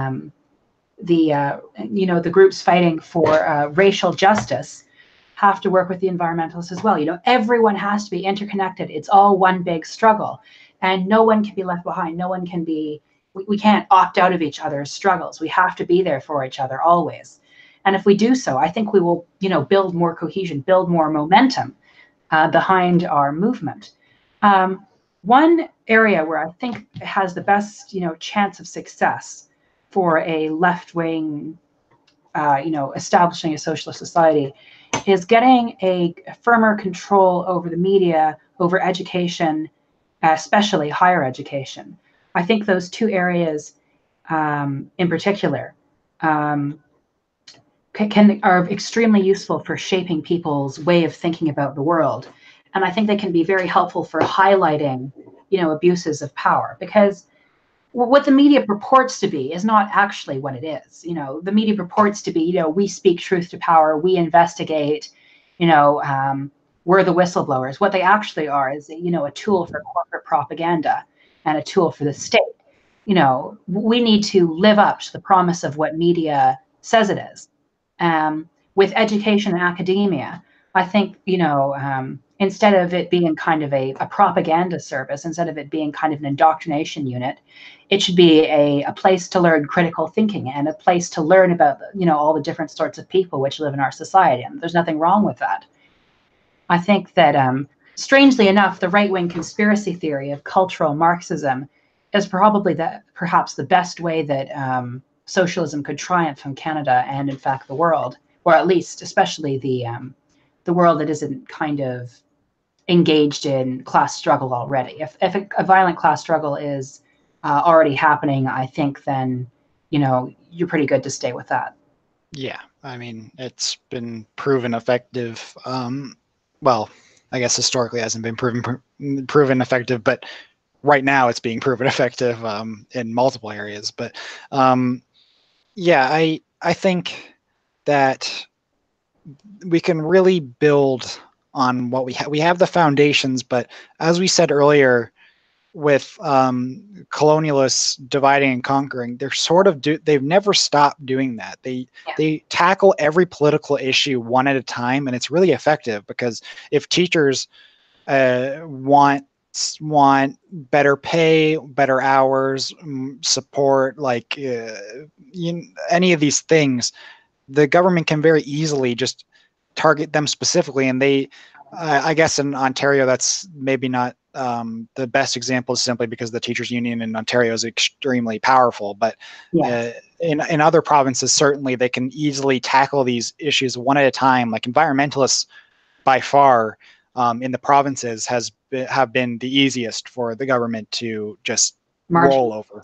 Yeah. Now, obviously, in the territories, it was different. None of it, especially, has been incredibly effective at fighting the federal government, and that's largely because they were able to.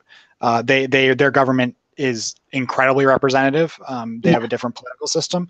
They have oh, what's it called? It's council something. They basically have a council, and they talk to different groups and they get direct representation. Like whatever that group says, then they automatically, that is the talking point of the person at the council.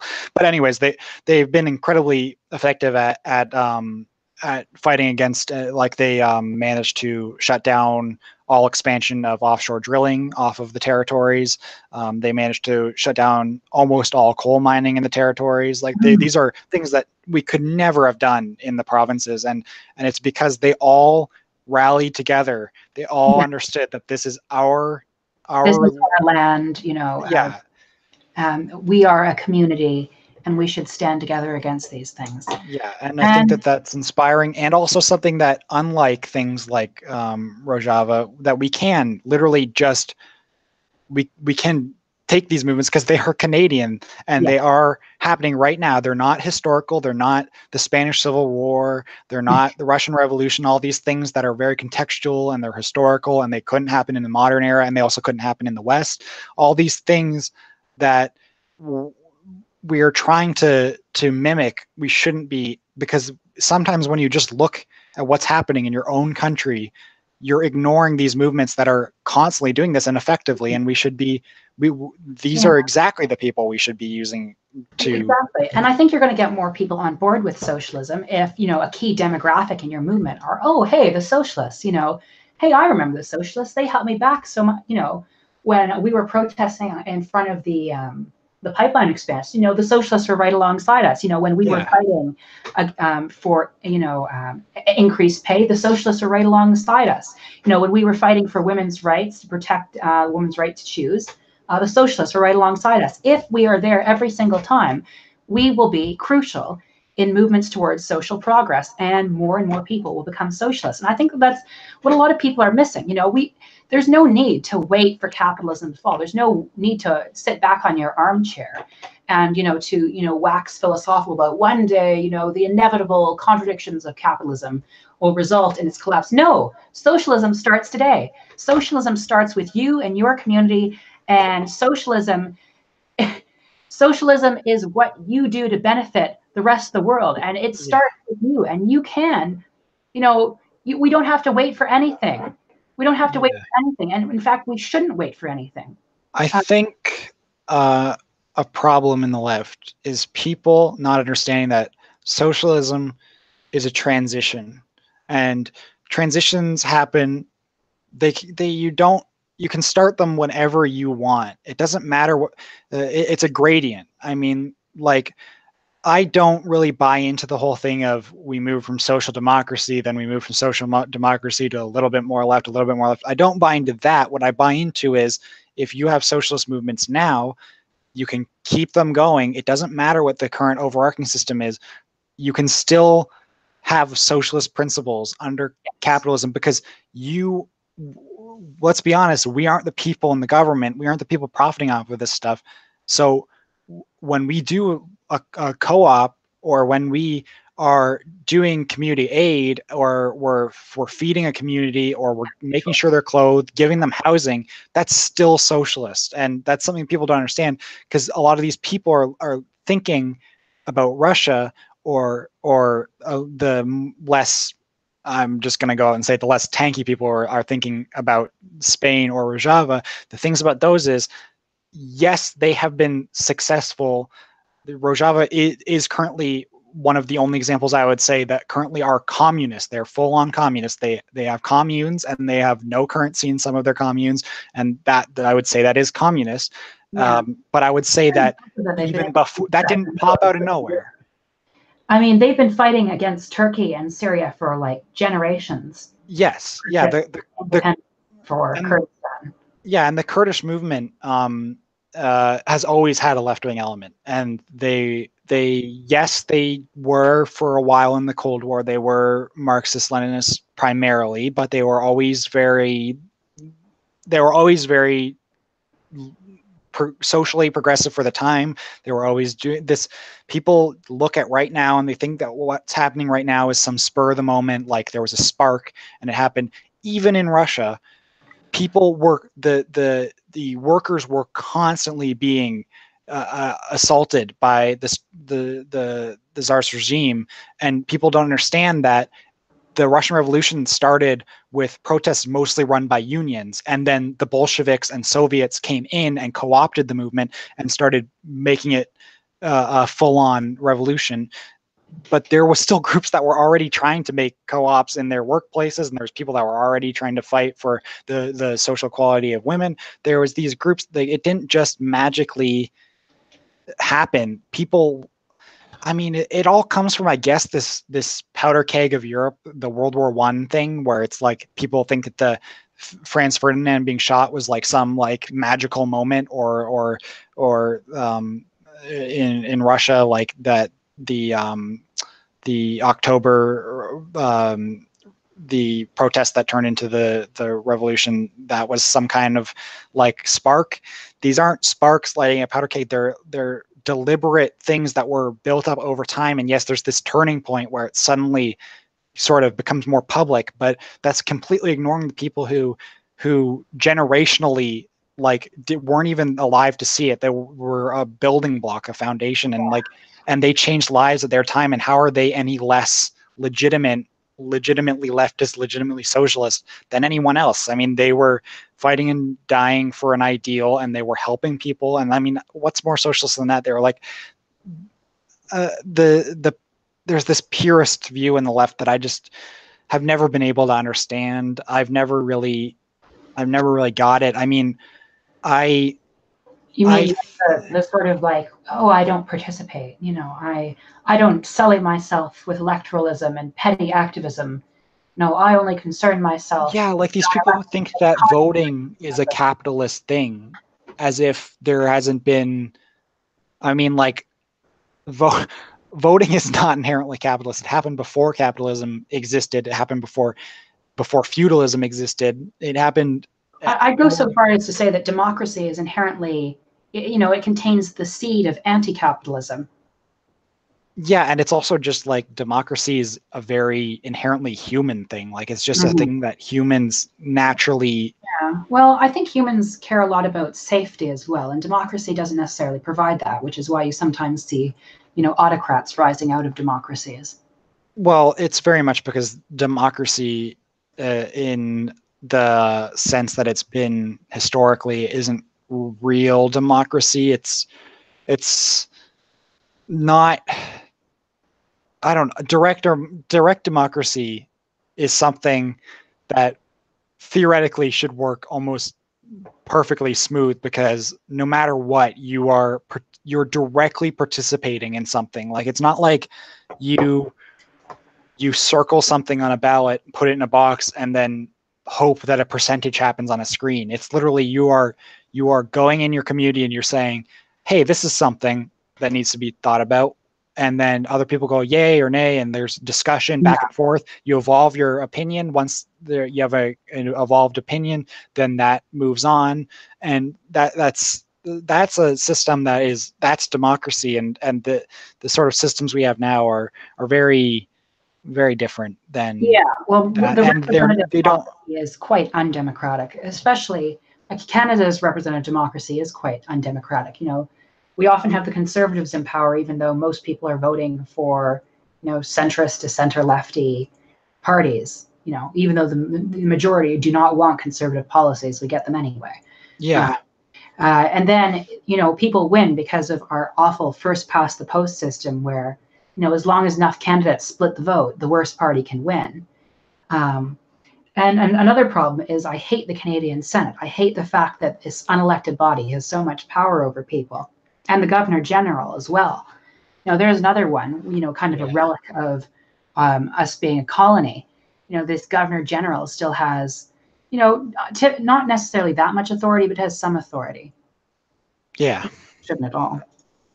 And I mean, just as a sort of as a what's the word I'm looking for? But like as like an image, that's discouraging to have people who just for the sake of, I mean, just appointing in general is just a thing that's always baffling to me, like how people can be so okay with that. Like people are often like, well, I voted for the government, so that means if they appoint people, they're basically appointing people that I would have been happy about. And it's not understanding that like appointees are always a thing, that it's so that no matter what government's in power, whoever appointed the person has a bit of power. It's all this game. It doesn't matter. It doesn't change anyone's life for the better. It's just people trying to get rich and powerful Yes. for doing just nothing really. I mean, you don't need to do much as a Canadian politician in order to get Money. money and power. It's just, yeah, it's ridiculous. But I don't know. I think if I don't think it's healthy to be just constantly, as leftists often are, just constantly thinking about how bad things are, because it sort of Yeah, there's taints a our difference view. between being critical and being like pessimistic and hopeless. I also don't think that you can successfully really do anything if you are coming in from a purely negative perspective. Because if we think that everything's bad now, then, and I mean, that might be truthful, but if we can ever try and think in a sort of idealist way, then we're gonna have this problem Well, of materialist way, not in. countering. Yeah, that's true. Of countering these negative things, and our only conceivable thing we can think of is, well, it's going to be pretty negative how we have to fight it. I mean, I don't fully understand how someone can truthfully follow like a Stalinist perspective, but I do understand that if you look at capitalism as this, or if you look at the world as this purely negative, horrible thing, and you're constantly in that like cycle of just being like, this is hopeless, that Yeah, yeah, you would probably naturally just think that, okay, well, the counter to this is we need to take up arms and die in mass numbers for the glory of this future ideology.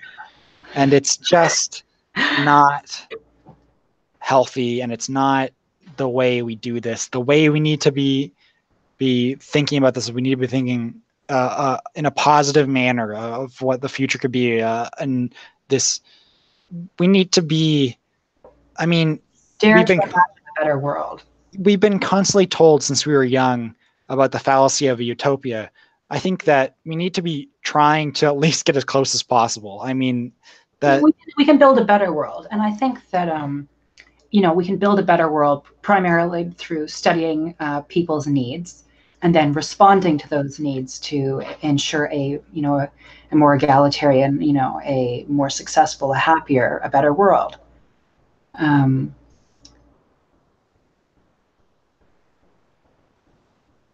I think that the best there's way. an interesting guy in the chat here thinking that America will become communist because of its communist youth, and that this necessitates the abolition of religion.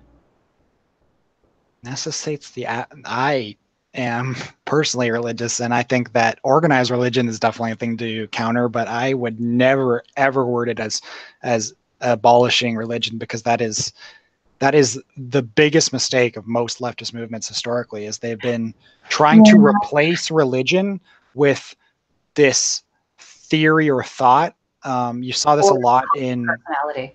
Yeah, you saw this a lot more so than even in the USSR, in China with Mao, replacing religion with this Maoist thought. And it was, I mean, I know that for saying that I'm going to get people calling me racist, but this was a very I've studied this. This is a very um, common tactic in the left and the right, which is sort of, So what yeah, sources like did you use to study it? Did you use racist Western sources?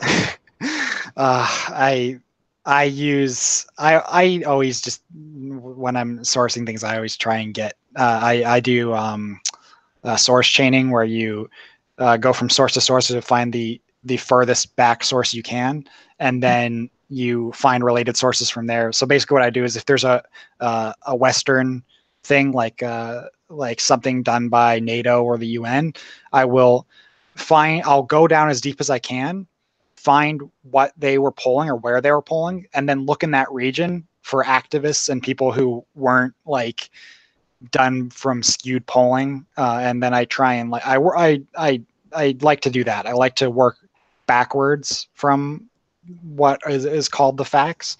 So you like have these polls that come out constantly from what's that bull place? Politico. Politico does all these polling, and I always look at what they polled, and then I look at activists in the area and what they're saying, and it's always hilarious how the polling is always this tiny group, and it's always in these urban centers and like in these very like rich areas that they poll, and they get these opinions. And then I look at activists talking about issues, and I'm like, this is completely different. But yeah, but returning to the main point is that it's a phenomenon that happens a lot in the left, which is this farcical secularism, where it's not actually secularism. It's that religion is seen as threatening to them, and in a way it is, because a lot of religions are, especially non-organized religion, a lot of just like activist sort of on the ground type religion are very good at countering these strong men type things, like these Stalins and these Maos, these people who are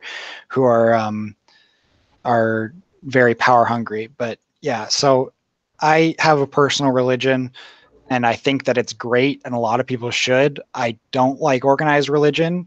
I think that there's this, what churches say they do is great, but what they actually do isn't. But I do like the idea of churches sort of being this community center. I just don't like them being sort of controlled by a higher ecclesiastical body. yeah, they shouldn't be controlled by a hierarchical system at all, or like a single. It should be just open to a community, and should be a place where anyone of any faith can just come in and Yeah, have a. very supportive of religious pluralism, and I'm also supportive of kind of removing separation of church and state. I believe that's quite essential. Yeah. Defending the rights of the agnostic, the atheist, the apatheist. And it should also be noted, something that leftists don't talk about enough is that that this people always on the left think that that especially like people who are like Soc Dems, like what is his name, Secular Talk, that guy Kyle Kalinske. Yeah, he always like, and people like him view religion as this like, it's where all conflict in the world comes from, and they keep on ignoring the fact that religion is highly political, and that there's thousands of examples of different religions working together from a leftist perspective, from a libertarian perspective. Liberation theology. Yeah, and that it's always historically, the groups that are doing this conflict are always historically, it's either a huge organized religion that is attacking this disadvantaged weaker militarily religion, which is what you see with the Sunni and Shia conflicts. Is often that it's often a center where a country is predominantly one or the other, and the minority is kind of like attacked by the majority, and the minority is usually more libertarian and less organized, and then the majority is often more like a state sort of religion type deal.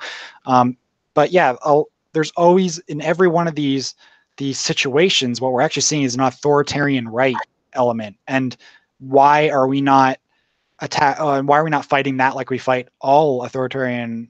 That was a slip up there. Attack as opposed to fight. Well, I mean, yeah, I mean, it's more defend, but yeah.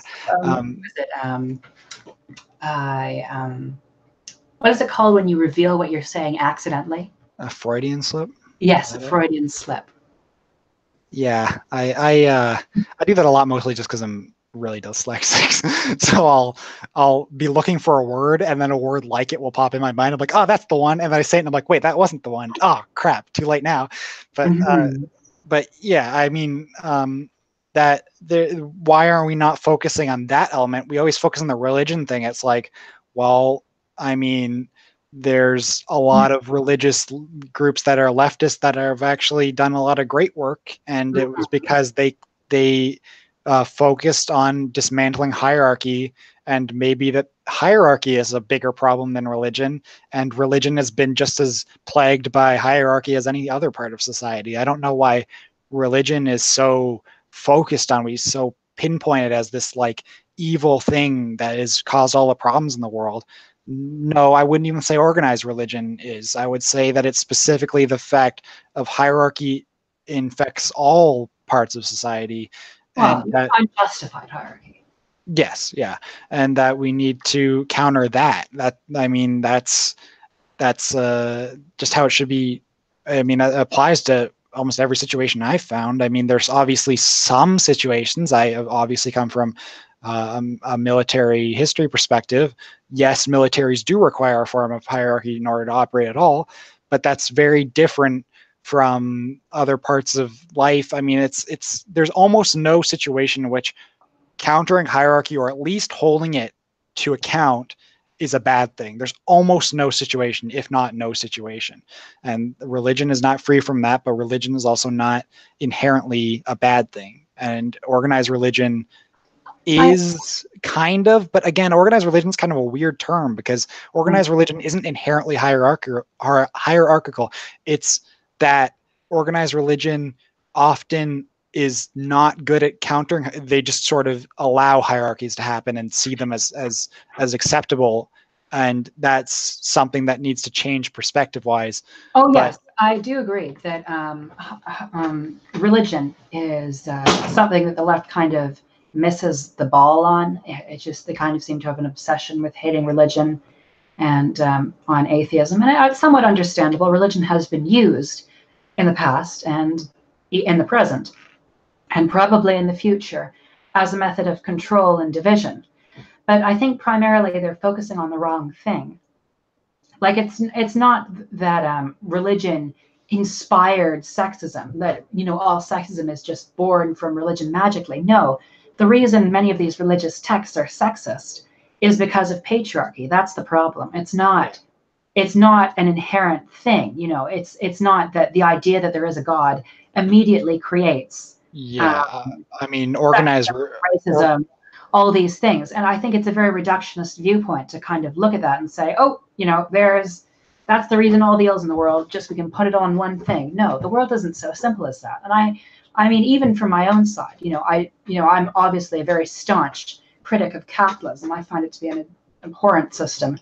Um, but that doesn't mean that I think it's the sole cause of all problems in the universe. No, socialism capitalism is one problem. It's probably the most important problem, probably the thing that we can, and in general, economic systems of economic oppression are probably the biggest problem in human history. And they're probably the thing that if we ever want to progress as a species, will have to be resolved. However, all the other things, white supremacy, patriarchy, um, institutional homophobia, et cetera, et cetera. Um, these are all problems as well. And I don't think just abolishing capitalism will do it. And I don't think, in a similar way, is I don't think just abolishing religion will do it. There's no, easy solution to these things. There's not a one single thing that you can point to and say, right, if we got rid of that, the world would be perfect. yeah, and I think one thing that's sort of ignored is that before capitalism, in the States, there was slavery. In Canada, there was mercantilism. And before both, there was feudalism. And I think people forget that all of these had fundamental principles that were very similar to capitalism, and that clearly capitalism, while it is a problem in and of itself, is caused by something. It doesn't just happen. It's caused by something, and it's caused by this hierarchical sense, and there's no it's senseless. There's no justifying. It's people who manage to get some power who then refuse to stop taking power, and they take more and more power and more money, and it's an endless cycle. I mean, that's something that way predates capitalism, and I think that just people sort of get locked in these ideas, and they don't understand the history behind it. And I mean, that's fine. Not everyone needs to know the entire history of these things. I don't know the entire history of these things. No one does. But I think that people are lacking a context.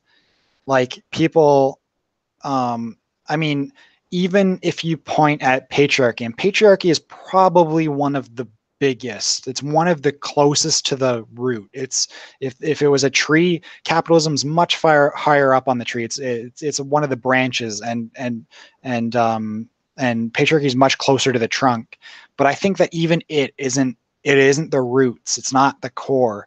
And that there's something much more fundamental and something that's existed for a ridiculously long amount of time prior to organized religion, prior to any of this. And it's this idea that some people have created these systems by which certain people can enact power over others, and Yeah, that there is a there was a lesser, there is a superior, um, yes, yeah, and the superior has the rights to, dominate the lesser.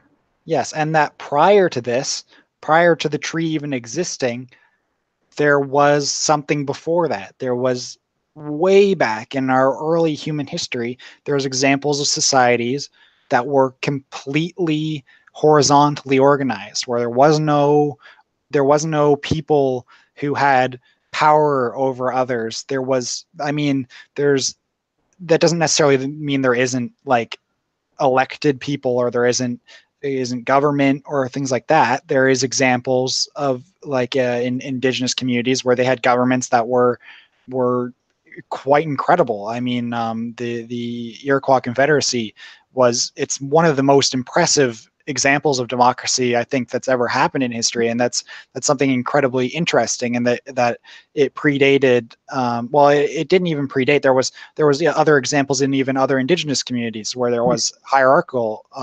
organization. So it was, clearly that it's possible. People say it's not possible. People are inherently greedy, but I don't think so. I think that there was a few people who were greedy, and now it's just been this butterfly effect where people think that greed is the only way, where you have to think for yourself and not consider others. And I think that Well, I think that like greed is a byproduct of our circumstances. Since it helps you in this society to be greedy, greed is good. People will see greed as a good. I think that people are flexible beings. That they're responsive to their situation. They're responsive to their circumstances. That they don't kind of just pop out, you know, of the womb kind of fully formed. People develop. People are molded by their experiences, and of course there are things that are natural. Of course that there are things that are just kind of hardwired and genetic. But I think that people too often inscribe their kind of morality into genetics and science when it doesn't necessarily fit or work.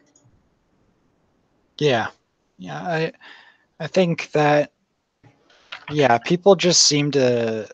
I don't even know. I don't have enough perspective on it to really understand. I don't have a background in like psychology or any of that, so I literally have Mm. no bearing on why it happens. But there's definitely this phenomenon where people see problems in the current day world and have problems looking past them. And I would say, returning to Canadian politics specifically, that's one of our biggest issues. Is we tackle issues one at a time, and it is a snail's pace. It's slower than any other country I know of, and as soon as we get something, we're not confident enough to keep going. Like We stall. we'll yeah, like we'll get gay rights, and we're just don't keep moving. We could have just constantly kept on that. We had these huge marches. There was thousands of people, tens of thousands of people in the streets. There was these huge, the pride parades happened, and all these huge movements. And yes, the LGBT community has been powerful since then in Canada, but we haven't been as demanding, and we've been too ready to back down. And I think we need to just be confident and keep being loud and proud and open and visible. And I think that one of the things that we were talking about earlier of like supporting different groups and then and having them think, oh yeah, I like socialism because the socialists were there for me in such a time. I think one of the problems is it's an easily solved problem, is we need to start making it so that we are visibly socialist. We can't keep doing this thing where we go to protests and whatever that protest is of, we have a flag that's very specifically for that protest. So let's say it's the pipeline protest. They had these banners that were specifically about the pipeline, and that's great. We need those, but there was no flags of any groups. So after that movement, it's hard to pick out any, aside from indigenous groups, it's hard to pick out any specific groups that were there. It's hard to know, like, were people socialists there? Probably. Were there social democrats there? Probably. Were there like feminist groups there? Almost certainly. Like, it's all these things where it's like, we're not really sure what groups are even there. We need to start being very open and clear about it. Like, we are socialists. We're here to do X, and we just need to stop being scared about it. Basically, it's Yeah. scary, but we need to start just being confident about it. I mean, Yeah. you can't have a movement if no one knows that a movement even exists. Like, if people see people marching, that's great. If they don't know who's marching or what they're marching for, then they're not going to join in. I mean, if you have people who are doing this very effective march and people are inspired by it and they go, oh, hey, there was a flag there that said, like, anarchists or Antifa or democratic socialists, then they're like, oh, hey, well, I know what that group is. I'm going to research that group. I'm going to start looking for people in my community like that. And that's how you build it. I mean, Yeah, if exactly. Visible solidarity as opposed to kind of invisible solidarity, or worse yet, no solidarity at all. yeah, I mean, it's great to be there. And I'm not like criticizing anyone for doing any of this stuff. I'm just saying that, This is how we can improve upon it, right? yeah, that the next step is making it super clear what our position is, because I Mm. don't think I think there's tons of people in Canada who are perfectly open to social democracy and socialism and literally just don't know there even is a movement in there. And I mean, people on the left, who, especially people who aren't from Canada, probably think Canada is some kind of like super powerful socialist movement, because you see all these people like Thought Slime and all these YouTubers that, yeah, all these YouTubers that are from Canada, and you're like, oh, well, clearly Canada is this super strong social space. No, But not really. no, we really don't. I mean, the extremely online politically people, yes, there's a very strong Yeah. Canadian socialist Jason base. Unruhui. But when you look in the Ornament. streets, it's very different story. I mean, when you look in the streets, mostly you just see cars and people walking to work. You don't see these huge marches like you see in America. I mean, it's just a very different situation where we've just been so put down by the status quo and so just like negative, and we don't feel like we can do it, and we're not confident enough. And I mean, all these are very relatable things. I understand them all. I'm scared too, but I mean, we got to start doing it. I mean, we're never going to move anywhere if we don't. I mean, I everyone I know in real life, with the exception of my dad, where he's a little bit weird politically because he's progressive, but he just doesn't vote that way. But like my sister, her boyfriend, all of their friends, all the people I know here, we're all leftists. But when we talk, we're all just like, yeah, I mean, it's the NDP's probably not going to win, but we should vote NDP, and we should all vote when there's local stuff, and that's all we talk about. And I I think have that, kind of a weird friend base. They're kind of all over the place. Well, and like specifically, my Ottawa friends are socialists. My Ottawa and like kind of more student friends, they're socialist or at least kind of like liberal. Online, I have friends from all over the political spectrum. yeah, I do too, kind of, but I don't think I have anyone that's further than like a progressive type, like someone who would call themselves progressive, like a not necessarily social democrat, but like a liberal who is like socially progressive. That's Yeah. about as far as I go, just because I can't be friends with someone who just doesn't like isn't at least an ally or like Mm. something. I don't know. Maybe that's a bit of a selfish perspective, but that's just I personally have trouble. It's understandable. I mean, it's not the rule I follow because I kind of see it as like I used to be somewhat like I used to be socially conservative, so I see it as kind of a responsibility to reach out to people who are and try to convince them that they're in the Yeah. wrong. I Um, just don't see myself as effective at doing that, so I just kind of stay away from it. I mean, I would exactly. say, Everyone has their own specifications. yeah, So I think, kind of just in summary of what we've kind of thought, the left should, be vocally in solidarity and, be visibly in solidarity with the various struggles that are going on across Canada. these are happening. They may not be getting media attention, but that's because they're small and disunited. Yeah. What needs to happen on the left is, instead of it just being all these little niche issues, they need to unite. They need to understand each other in one intersectional framework, and they need to work together to fight to justice. Furthermore, we need to, kind of ditch the misgivings about electoralism. Not necessarily because I think it's the only way, but I think that if you can vote, you should vote. And I think probably the NDP is the vehicle for now. Um, and lastly, I think the left should do its best to gain control over the arts, the media, and the education establishment and the academy in order to promulgate left-wing positions.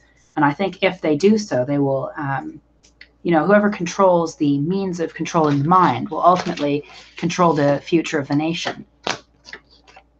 Yeah, and I would say how we'll know that we're at least getting somewhere is when we do start getting media coverage from the status quo media, from the CBC and CTV and all these places. That's when we know. Radical socialists everywhere. Yeah, it doesn't matter what they're calling us, because that means that because the only time that status quo and state-funded media ever cover something like this is when we are starting to be a threat to them. That, I mean, obviously it never seems like we're a threat to them, but that is even if it's subconscious for the status quo, if they view something as a threat, that's the only time they'll cover it, because currently they don't cover it.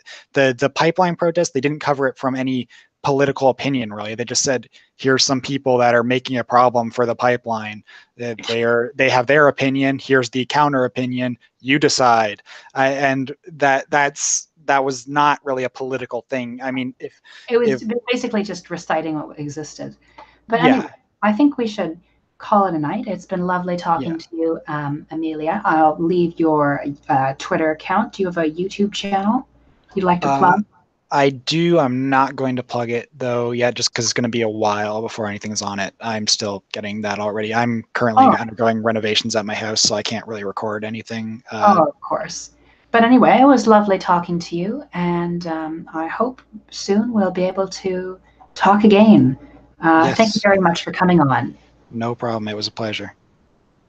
All right, then. Ta-ta for now. Bye-bye.